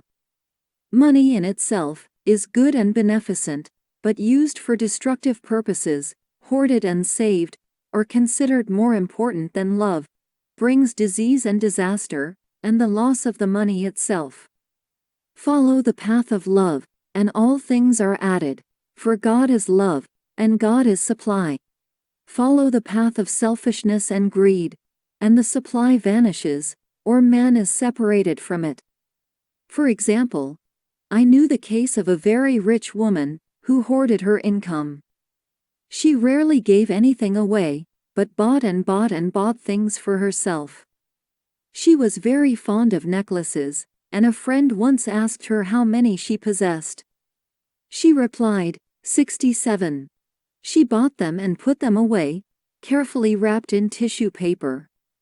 Had she used the necklaces, it would have been quite legitimate, but she was violating the law of use. Her closets were filled with clothes she never wore, and jewels which never saw the light. The woman's arms were gradually becoming paralyzed from holding on to things, and eventually she was considered incapable of looking after her affairs, and her wealth was handed over to others to manage. So man, in ignorance of the law, brings about his own destruction. All disease, all unhappiness, come from the violation of the law of love. Man's boomerangs of hate, resentment and criticism come back laden with sickness and sorrow. Love seems almost a lost art, but the man with the knowledge of spiritual law knows it must be regained, for without it, he has become as sounding brass and tinkling cymbals. For example, I had a student who came to me, month after month, to clean her consciousness of resentment. After a while, she arrived at the point where she resented only one woman, but that one woman kept her busy. Little by little she became poised and harmonious, and one day, all resentment was wiped out. She came in radiant, and exclaimed, "You can't understand how I feel." The woman said something to me, and instead of being furious I was loving and kind, and she apologized and was perfectly lovely to me. No one can understand the marvelous lightness I feel within. Love and goodwill are invaluable in business. For example, a woman came to me, complaining of her employer. She said she was cold and critical and knew she did not want her in the position. Well, I replied, salute the divinity in the woman and send her love. She said, I can't. She's a marble woman. I answered, you remember the story of the sculptor who asked for a certain piece of marble. He was asked why he wanted it, and he replied, because there is an angel in the marble, and out it he produced a wonderful work of art. She said, very well, I'll try it. A week later she came back and said, I did what you told me to, and now the woman is very kind, and took me out in her car. People are sometimes filled with remorse for having done someone an unkindness, perhaps years ago. If the wrong cannot be righted, its effect can be neutralized by doing someone a kindness in the present. This one thing I do, forgetting those things which are behind and reaching forth unto those things which are before. Sorrow, regret and remorse tear down the cells of the body, and poison the atmosphere of the individual. A woman said to me in deep sorrow, treat me to be happy and joyous, for my sorrow makes me so irritable with the members of my family that I keep making more karma. I was asked to treat a woman who was mourning for her daughter. I denied all belief in loss and separation, and affirmed that God was the woman's joy, love and peace. The woman gained her poise at once, but sent word by her son, not to treat any longer, because she was so happy, it wasn't respectable. So mortal mind loves to hang on to its griefs and regrets. I knew a woman who went about bragging of her troubles, so, of course, she always had something to brag about. The old idea was if a woman did not worry about her children, she was not a good mother. Now, we know that mother fear is responsible for many of the diseases and accidents which come into the lives of children. For fear pictures vividly the disease or situation feared, and these pictures objectify, if not neutralized. Happy is the mother who can say sincerely that she puts her child in God's hands, and knows therefore that he is divinely protected. She, in this way, throws about him a great aura of protection. For example, a woman awoke suddenly, in the night, feeling her brother was in great danger. Instead of giving in to her fears, she commenced making statements of truth, saying, man is a perfect idea in divine mind, and is always in his right place, therefore, my brother is in his right place, and is divinely protected. The next day she found that her brother had been in close proximity to an explosion in a mine, but had miraculously escaped. So man is his brother's keeper, in thought, and every man should know that the thing he loves dwells in the secret place of the Most High, and abides under the shadow of the Almighty. There shall no evil befall thee, neither shall any plague come nigh thy dwelling. Perfect love casteth out fear. He that feareth is not made perfect in love, and love is the fulfilling of the law. Chapter 8, Intuition or Guidance. In all thy ways acknowledge him, and he shall direct thy paths. There is nothing too great of accomplishment for the man who knows the power of his word, and who follows his intuitive leads. By the word he starts in action unseen forces and can rebuild his body or remold his affairs. It is, therefore, of the utmost importance to choose the right words, and the student carefully selects the affirmation he wishes to catapult into the invisible.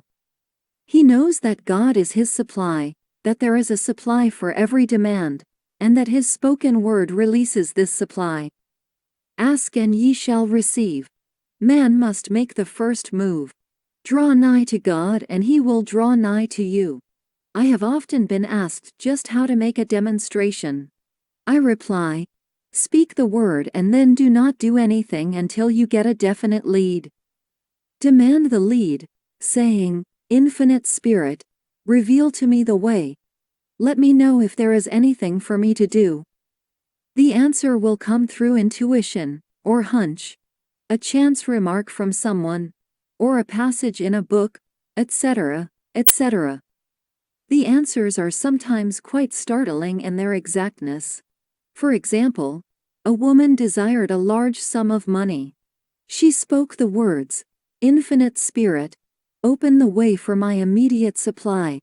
Let all that is mine by divine right now reach me, in great avalanches of abundance."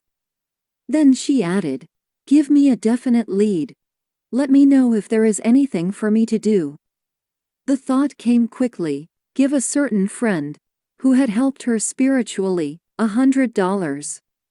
She told her friend, who said, "Wait and get another lead, before giving it." So she waited, and that day met a woman who said to her, "I gave someone $1 today.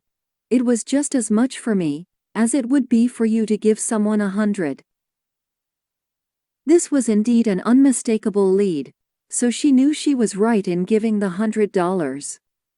It was a gift which proved a great investment, for shortly after that, a large sum of money came to her in a remarkable way.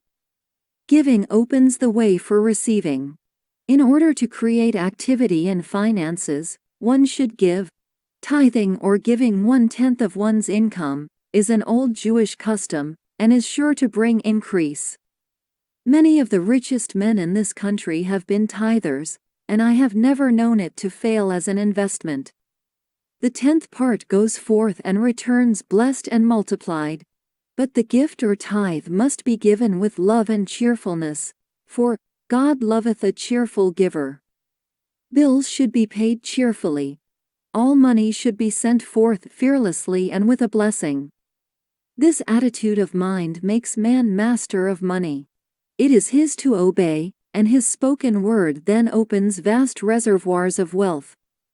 Man himself limits his supply by his limited vision. Sometimes the student has a great realization of wealth, but is afraid to act. The vision and action must go hand in hand, as in the case of the man who bought the fur-lined overcoat. A woman came to me asking me to speak the word for a position. So I demanded, "Infinite Spirit, open the way for this woman's right position." Never ask for just a position. Ask for the right position, the place already planned in divine mind, as it is the only one that will give satisfaction. I then gave thanks that she had already received, and that it would manifest quickly. Very soon, she had 3 positions offered her, 2 in New York and 1 in Palm Beach, and she did not know which to choose. I said, "Ask for a definite lead." The time was almost up and was still undecided, when one day, she telephoned, "When I woke up this morning, I could smell Palm Beach." She had been there before and knew its balmy fragrance. I replied, "Well, if you can smell Palm Beach from here, it is certainly your lead." She accepted the position, and it proved a great success. Often one's lead comes at an unexpected time. One day, I was walking down the street, when I suddenly felt a strong urge to go to a certain bakery, a block or 2 away. The reasoning mind resisted, arguing, "There is nothing there that you want." However, I had learned not to reason, so I went to the bakery, looked at everything, and there was certainly nothing there that I wanted. But coming out I encountered a woman I had thought of often, and who was in great need of the help which I could give her. So often, one goes for one thing and finds another. Intuition is a spiritual faculty and does not explain, but simply points the way. A person often receives a lead during a treatment. The idea that comes may seem quite irrelevant, but some of God's leadings are mysterious. In the class, one day, I was treating that each individual would receive a definite lead. A woman came to me afterwards, and said, "While you were treating, I got the hunch to take my furniture out of storage and get an apartment." The woman had come to be treated for health. I told her I knew in getting a home of her own, her health would improve, and I added, "I believe your trouble, which is a congestion, has come from having things stored away. Congestion of things causes congestion in the body. You have violated the law of use, and your body is paying the penalty. So I gave thanks that divine order was established in her mind, body, and affairs. People little dream of how their affairs react on the body. There is a mental correspondence for every disease. A person might receive instantaneous healing through the realization of his body being a perfect idea in divine mind, and, therefore, whole and perfect. But if he continues his destructive thinking, hoarding, hating, fearing, condemning, the disease will return. Jesus Christ knew that all sickness came from sin, but admonished the leper after the healing, to go and sin no more, lest a worse thing come upon him. So man's soul, or subconscious mind, must be washed whiter than snow, for permanent healing. And the metaphysician is always delving deep for the correspondence. Jesus Christ said, "Condemn not lest ye also be condemned. Judge not, that ye be not judged." Many people have attracted disease and unhappiness through condemnation of others. What man condemns in others, he attracts to himself. For example, a friend came to me in anger and distress, because her husband had deserted her for another woman. She condemned the other woman, and said continually, she knew he was a married man, and had no right to accept his attentions. I replied, "Stop condemning the woman, bless her, and be through with the situation. Otherwise, you are attracting the same thing to yourself." She was deaf to my words, and a year or two later, became deeply interested in a married man herself. Man picks up a live wire whenever he criticizes or condemns, and may expect a shock. Indecision is a stumbling block in many a pathway. In order to overcome it, make the statement repeatedly, "I am always under direct inspiration. I make right decisions, quickly." These words impress the subconscious, and soon one finds himself awake and alert, making his right moves without hesitation.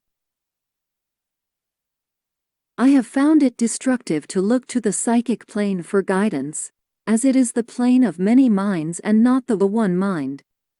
As man opens his mind to subjectivity, he becomes a target for destructive forces. The psychic plane is the result of man's mortal thought, and is on the plane of opposites. He may receive either good or bad messages. The science of numbers and the reading of horoscopes keep man down on the mental, or mortal, plane, for they deal only with the karmic path. I know of a man who should have been dead years ago, according to his horoscope, but he is alive and a leader of one of the biggest movements in this country for the uplift of humanity. It takes a very strong mind to neutralize a prophecy of evil. The student should declare, "Every false prophecy shall come to naught. Every plan my Father in heaven has not planned, shall be dissolved and dissipated. The divine idea now comes to pass." However, if any good message has ever been given one, of coming happiness or wealth, harbor and expect it, and it will manifest sooner or later, through the law of expectancy. Man's will should be used to back the universal will. I will that the will of God be done. It is God's will to give every man every righteous desire of his heart, and man's will should be used to hold the perfect vision, without wavering. The prodigal son said, "I will arise and go to my father." It is, indeed, often an effort of the will to leave the husks and swine of mortal thinking. It is so much easier, for the average person, to have fear than faith. So faith is an effort of the will. As man becomes spiritually awakened, he recognizes that any external inharmony is the correspondence of mental inharmony. If he stumbles or falls, he may know he is stumbling or falling in consciousness. One day, a student was walking along the street condemning someone in her thoughts.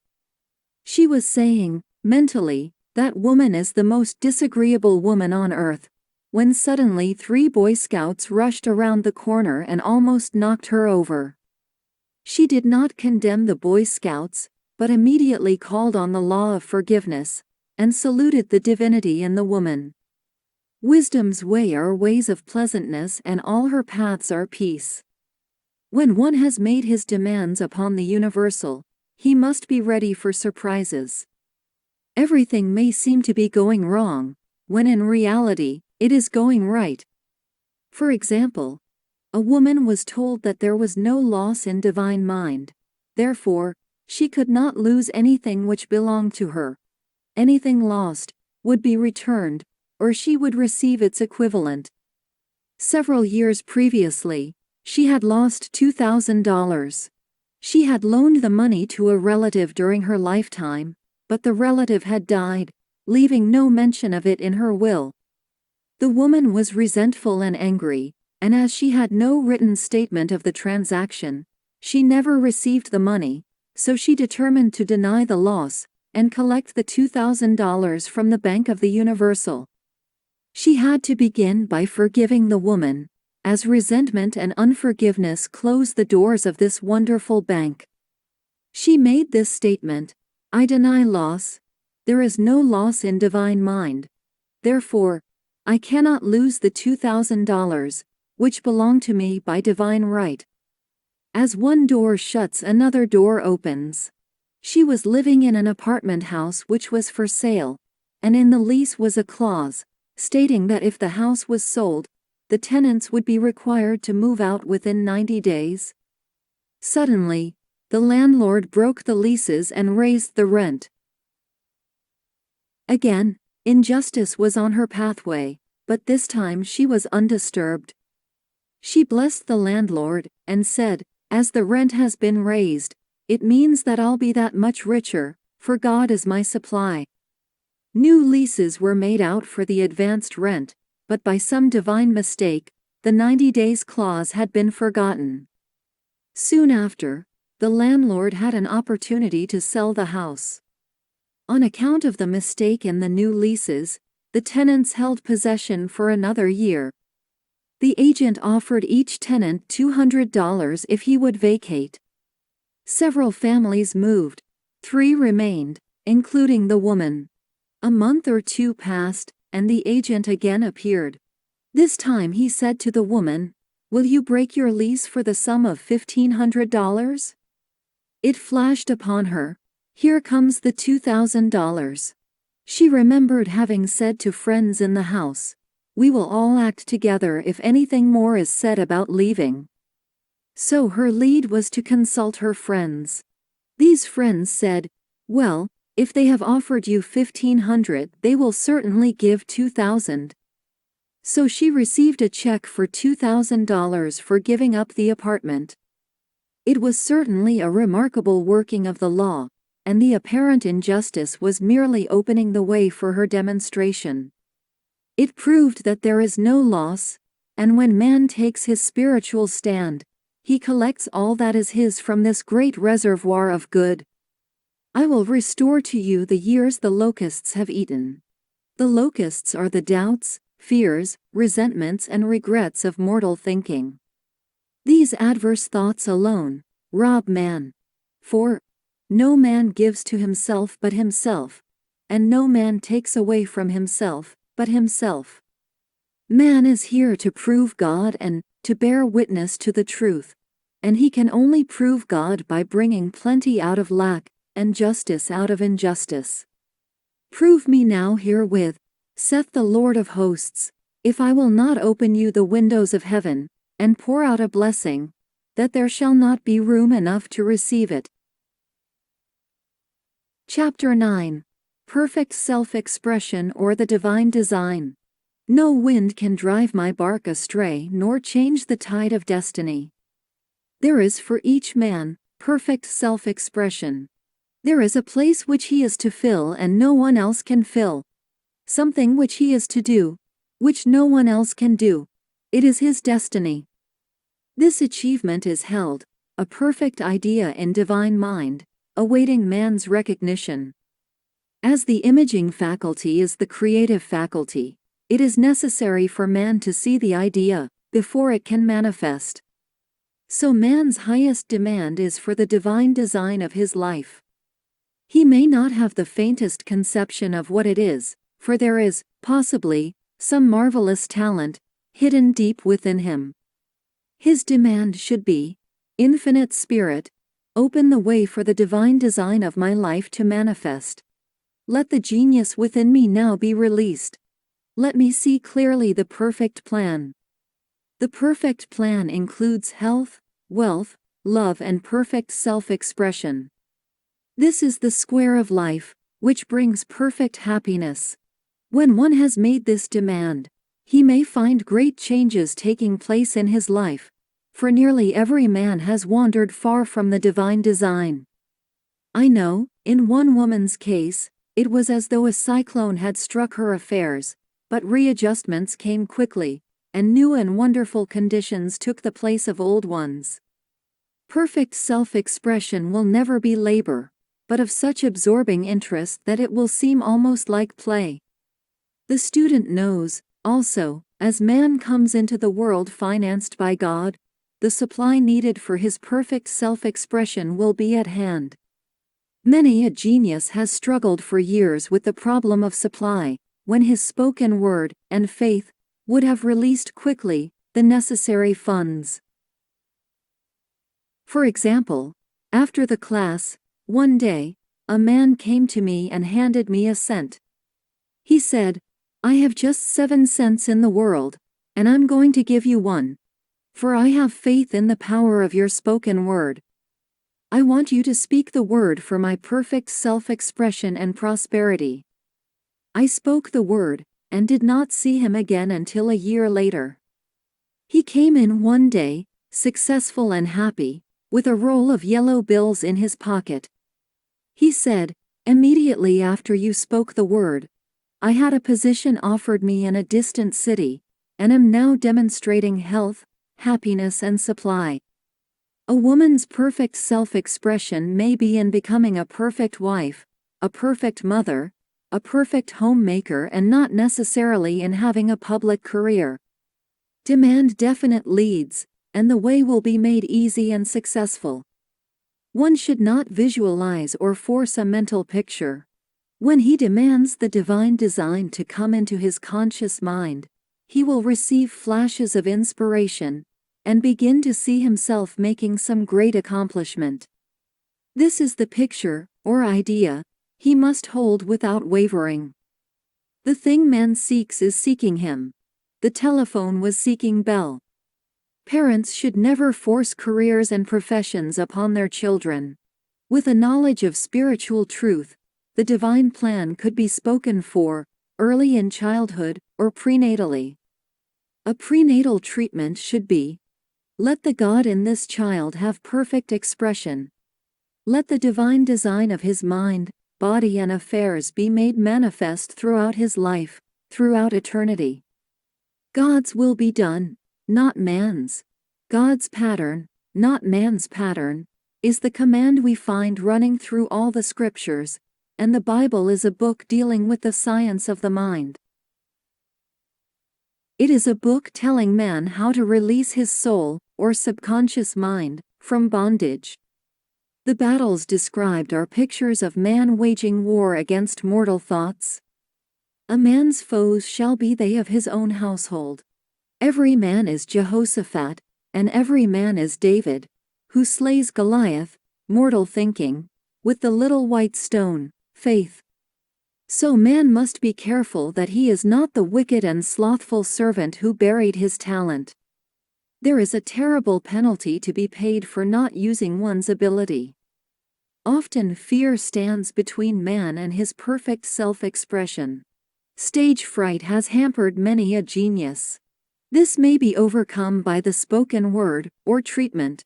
The individual then loses all self-consciousness, and feels simply that he is a channel for infinite intelligence to express itself through. He is under direct inspiration, fearless and confident, for he feels that it is the Father within him who does the work. A young boy came often to my class with his mother. He asked me to speak the word for his coming examinations at school. I told him to make the statement, "I am one with infinite intelligence. I know everything I should know on this subject." He had an excellent knowledge of history, but was not sure of his arithmetic. I saw him afterwards, and he said, "I spoke the word for my arithmetic, and passed with the highest honors, but thought I could depend on myself for history, and got a very poor mark."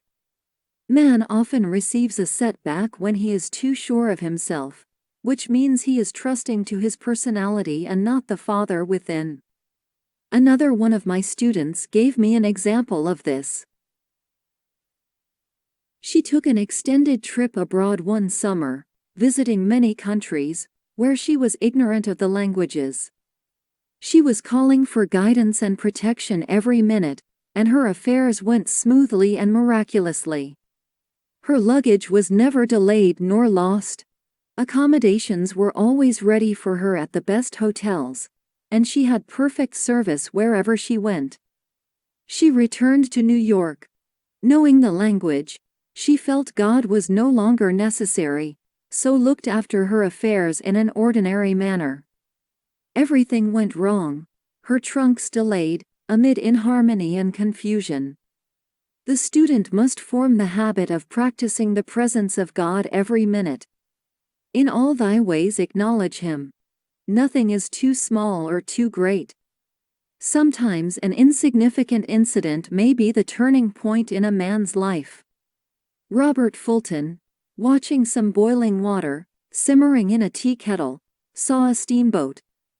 I have seen a student, often, keep back his demonstration, through resistance, or pointing the way. He pins his faith to one channel only, and dictates just the way he desires the manifestation to come, which brings things to a standstill. My way, not your way, is the command of infinite intelligence. Like all power, be it steam or electricity, it must have a non-resistant engine or instrument to work through, and man is that engine or instrument. Over and over again, man is told to stand still. O Judah, fear not. But tomorrow go out against them, for the Lord will be with you. You shall not need to fight this battle. Set yourselves, stand ye still, and see the salvation of the Lord with you. We see this in the incident of the $2,000 coming to the woman through the landlord when she became non-resistant and undisturbed, and the woman won the man's love after all suffering had ceased. The student's goal is poise.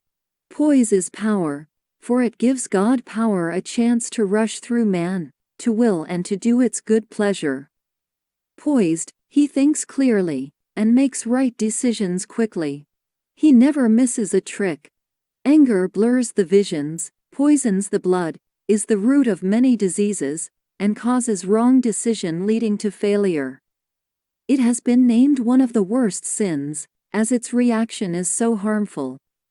The student learns that in metaphysics sin has a much broader meaning than in the old teaching. Whatsoever is not of faith is sin. He finds that fear and worry are deadly sins.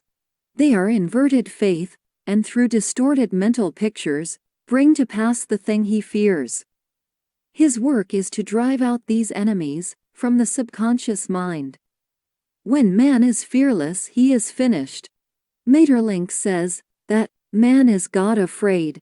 So, as we read in the previous chapters, man can only vanquish fear by walking up to the thing he is afraid of. When Jehoshaphat and his army prepared to meet the enemy, singing, "Praise the Lord, for his mercy endureth forever," they found their enemies had destroyed each other, and there was nothing to fight. For example, a woman asked a friend to deliver a message to another friend. The woman feared to give the message, as the reasoning mind said, "Don't get mixed up in this affair. Don't give that message." She was troubled in spirit, for she had given her promise. At last, she determined to walk up to the lion, and call on the law of divine protection. She met the friend to whom she was to deliver the message. She opened her mouth to speak it, when her friend said, "So and so has left town."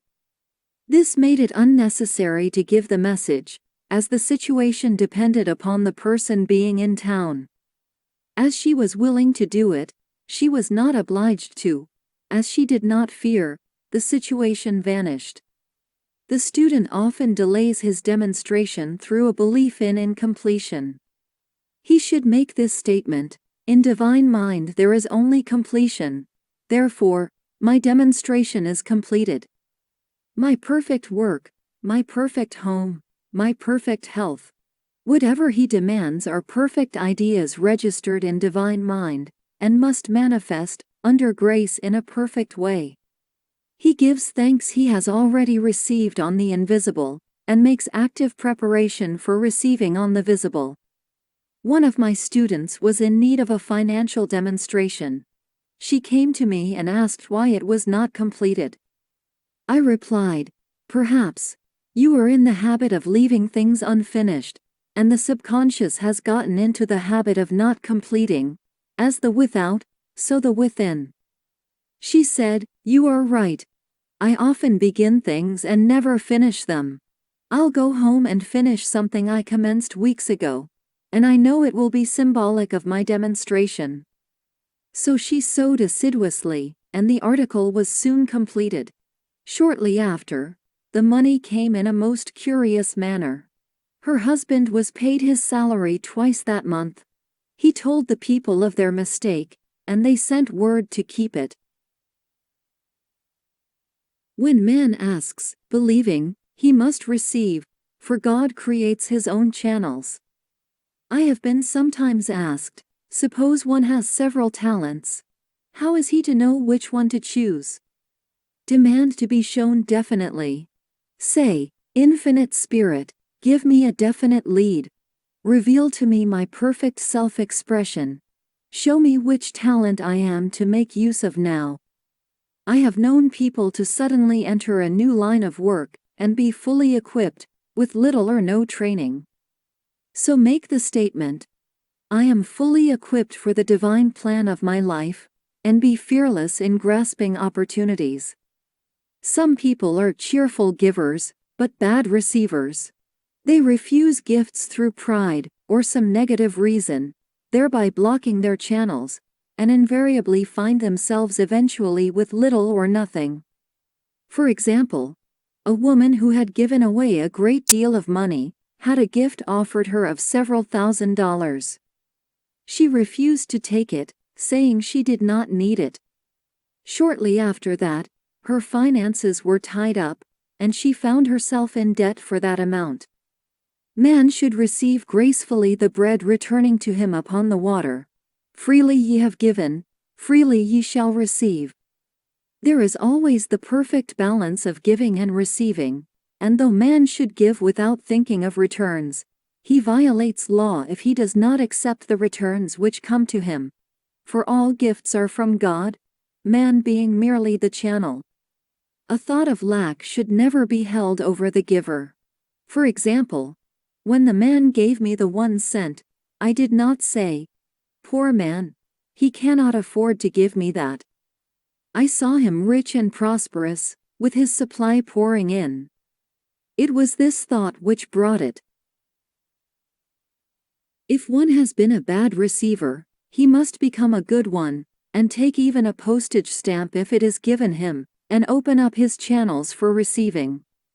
The Lord loveth a cheerful receiver, as well as a cheerful giver. I have often been asked why one man is born rich and healthy, and another poor and sick. Where there is an effect there is always a cause. There is no such thing as chance.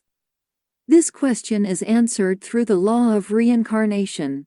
Man goes through many births and deaths, until he knows the truth which sets him free.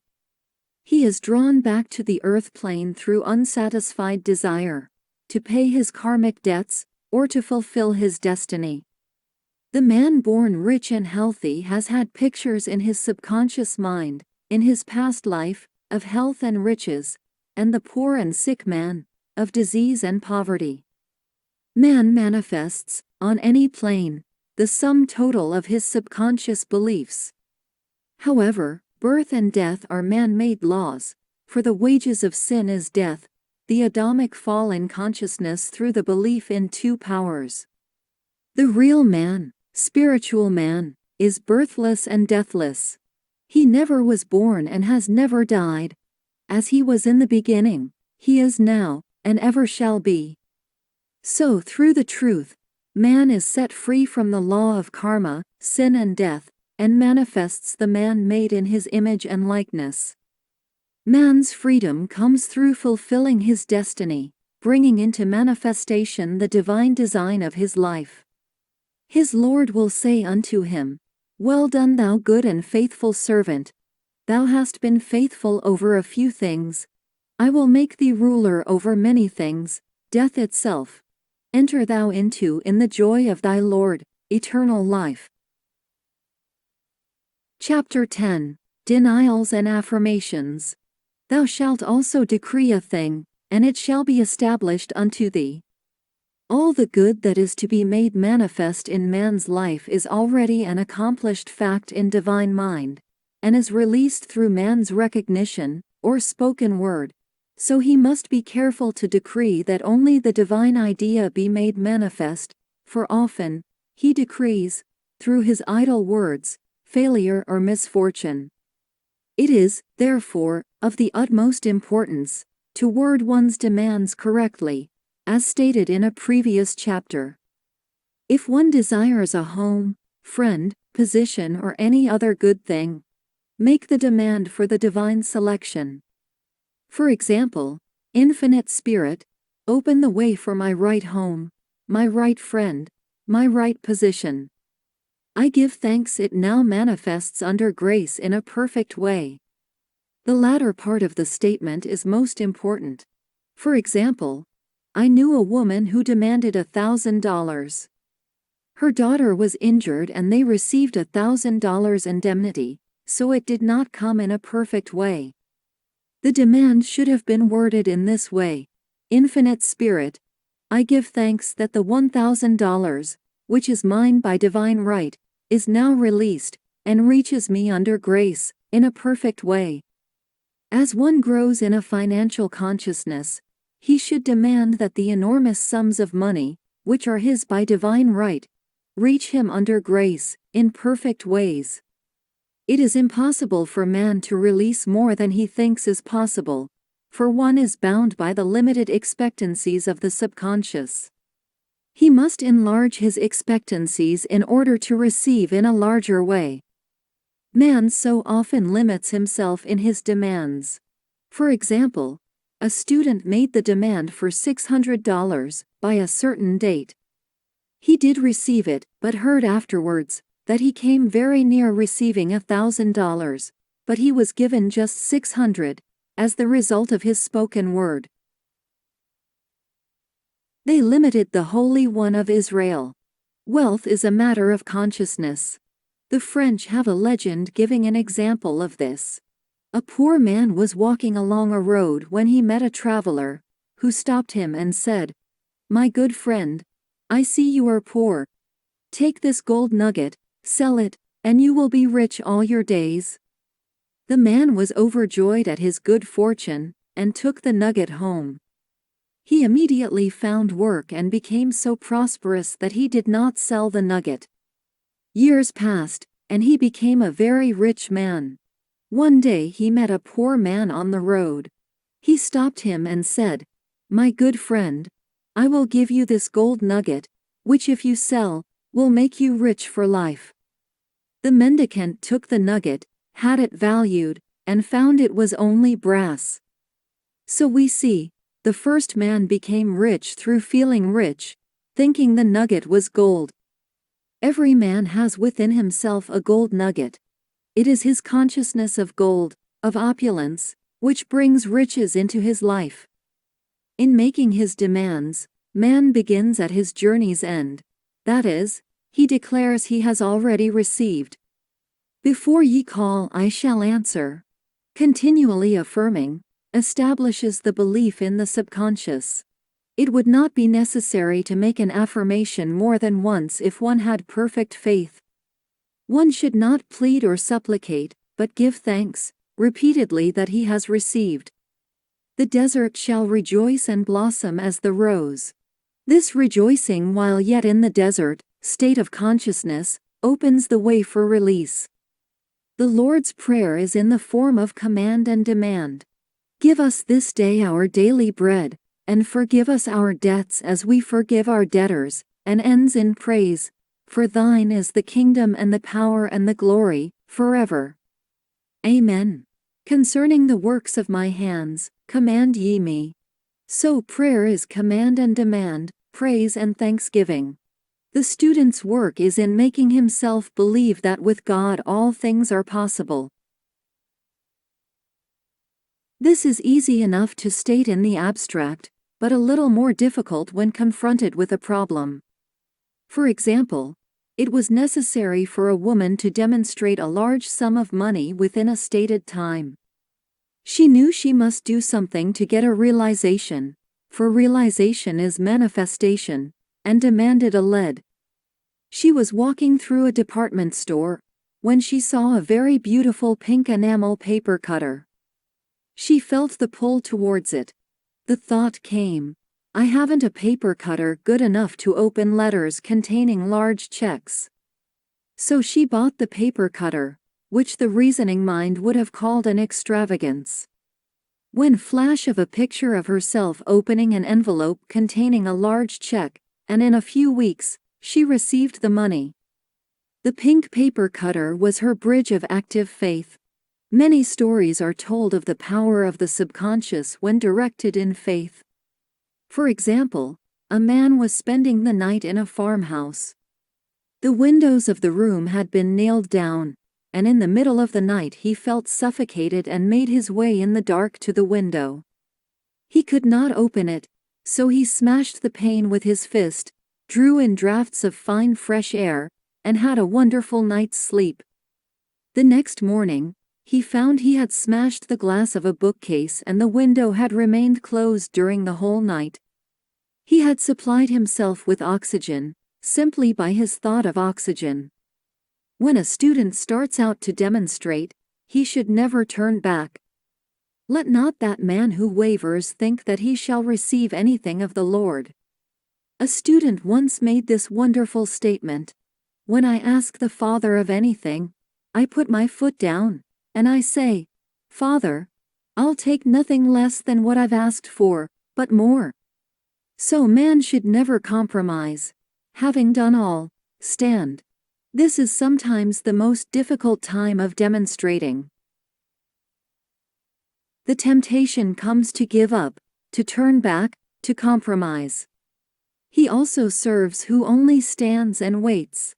Demonstrations often come at the 11th hour, because man then lets go, that is, stops reasoning, and infinite intelligence has a chance to work. Man's dreary desires are answered drearily, and his impatient desires, long delayed or violently fulfilled. For example, a woman asked me why it was she was constantly losing or breaking her glasses. We found she often said to herself and others, with vexation, I wish I could get rid of my glasses. So her impatient desire was violently fulfilled. What she should have demanded was perfect eyesight, but what she registered in the subconscious was simply the impatient desire to be rid of her glasses. So they were continually being broken or lost. Two attitudes of mind cause loss. Depreciation, as in the case of the woman who did not appreciate her husband, or fear of loss, which makes a picture of loss in the subconscious. When a student is able to let go of his problem, cast his burden, he will have instantaneous manifestation. For example, a woman was out during a very stormy day and her umbrella was blown inside out. She was about to make a call on some people whom she had never met and she did not wish to make her first appearance with a dilapidated umbrella. She could not throw it away, as it did not belong to her. So in desperation, She exclaimed, "Oh God, you take charge of this umbrella. I don't know what to do." A moment later, a voice behind her said, "Lady, do you want your umbrella mended?" There stood an umbrella mender. She replied, "Indeed, I do." The man mended the umbrella, while she went into the house to pay her call, and when she returned, she had a good umbrella. So there is always an umbrella mender at hand, on man's pathway, when one puts the umbrella, or situation, in God's hands. One should always follow a denial with an affirmation. For example, I was called on the phone, late one night, to treat a man whom I had never seen. He was apparently very ill. I made the statement, "I deny this appearance of disease. It is unreal, therefore cannot register in his consciousness. This man is a perfect idea in divine mind, pure substance expressing perfection." The next morning he was much better, and the following day are attending to his business. There is no time or space, in divine mind, therefore the word reaches instantly its destination and does not return void. I have treated patients in Europe and have found that the result was instantaneous. I am asked so often the difference between visualizing and visioning. Visualizing is a mental process governed by the reasoning or conscious mind. Visioning is a spiritual process, governed by intuition, or the superconscious mind. The student should train his mind to receive these flashes of inspiration, and work out the divine pictures, through definite leads. When a man can say, "I desire only that which God desires for me," his false desires fade from the consciousness, and a new set of blueprints are given him, by the master architect, the God within. God's plan for each man transcends the limitation of the reasoning mind, and is always the square of life, containing health, wealth, love and perfect self-expression. Many a man is building for himself, in imagination, a bungalow, when he should be building a palace. If a student tries to force a demonstration, through the reasoning mind, he brings it to a standstill. "I will hasten it," saith the Lord. He should act only through intuition, or definite leads. Rest in the Lord and wait patiently. Trust also in Him, and He will bring it to pass. I have seen the law work in the most astonishing manner. For example, a student stated that it was necessary for her to have $100 by the following day. It was a debt of vital importance which had to be met. I spoke the word, declaring, Spirit was never too late, and that the supply was at hand. That evening she phoned me of the miracle. She said that the thought came to her to go to her safety deposit box at the bank to examine some papers. She looked over the papers, and at the bottom of the box was a new $100 bill. She was astounded, and said she knew she had never put it there, for she had gone through the papers many times. It may have been a materialization, as Jesus Christ materialized the loaves and fishes. Man will reach the stage where his word is made flesh, or materialized, instantly. The fields, ripe with the harvest, will manifest immediately, as in all of the miracles of Jesus Christ. There is a tremendous power alone in the name Jesus Christ. It stands for truth made manifest. He said, "Whatsoever ye ask the Father, in my name, He will give it to you." The power of this name raises the student into the fourth dimension, where he is freed from all astral and psychic influences, and he becomes unconditioned and absolute, as God Himself is unconditioned and absolute. I have seen many healings accomplished by using the words, "In the name of Jesus Christ." Christ was both person and principle, and the Christ within each man is his Redeemer and salvation. The Christ within is his own fourth-dimensional self, the man made in God's image and likeness. This is the self which has never failed, never known sickness or sorrow, was never born and has never died. It is the resurrection and the life of each man. No man cometh to the Father save by the Son, means that God, the universal, working on the plane of the particular, becomes the Christ in man, and the Holy Ghost means God in action.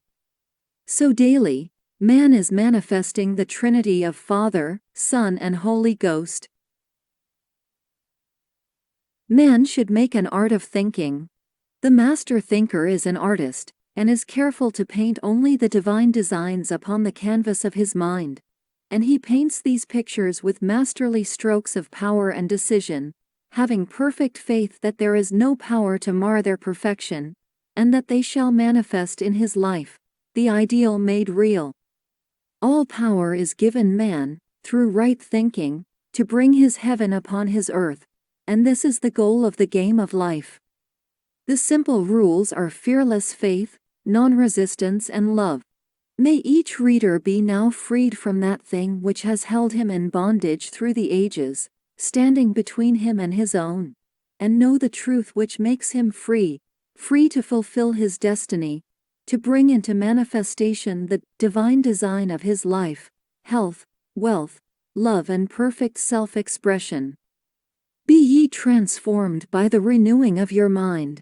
For prosperity, God is my unfailing supply, and large sums of money come to me quickly, under grace, in perfect ways. For right conditions, every plan my Father in heaven has not planned, shall be dissolved and dissipated, and the divine idea now comes to pass. For right conditions, only that which is true of God is true of me, for I and the Father are one. For faith, as I am one with God, I am one with my good, for God is both the giver and the gift. I cannot separate the giver from the gift. For right conditions, divine love now dissolves and dissipates every wrong condition in my mind, body, and affairs. Divine love is the most powerful chemical in the universe, and dissolves everything which is not of itself. For health, divine love floods my consciousness with health, and every cell in my body is filled with light. For the eyesight, my eyes are God's eyes. I see with the eyes of spirit. I see clearly the open way. There are no obstacles on my pathway. I see clearly the perfect plan. For guidance, I am divinely sensitive to my intuitive leads, and give instant obedience to thy will. For the hearing, my ears are God's ears. I hear with the ears of spirit. I am non-resistant and am willing to be led. I hear glad tidings of great joy. For right work, I have a perfect work in a perfect way. I give perfect service for perfect pay. For freedom from all bondage, I cast this burden on the Christ within, and I go free.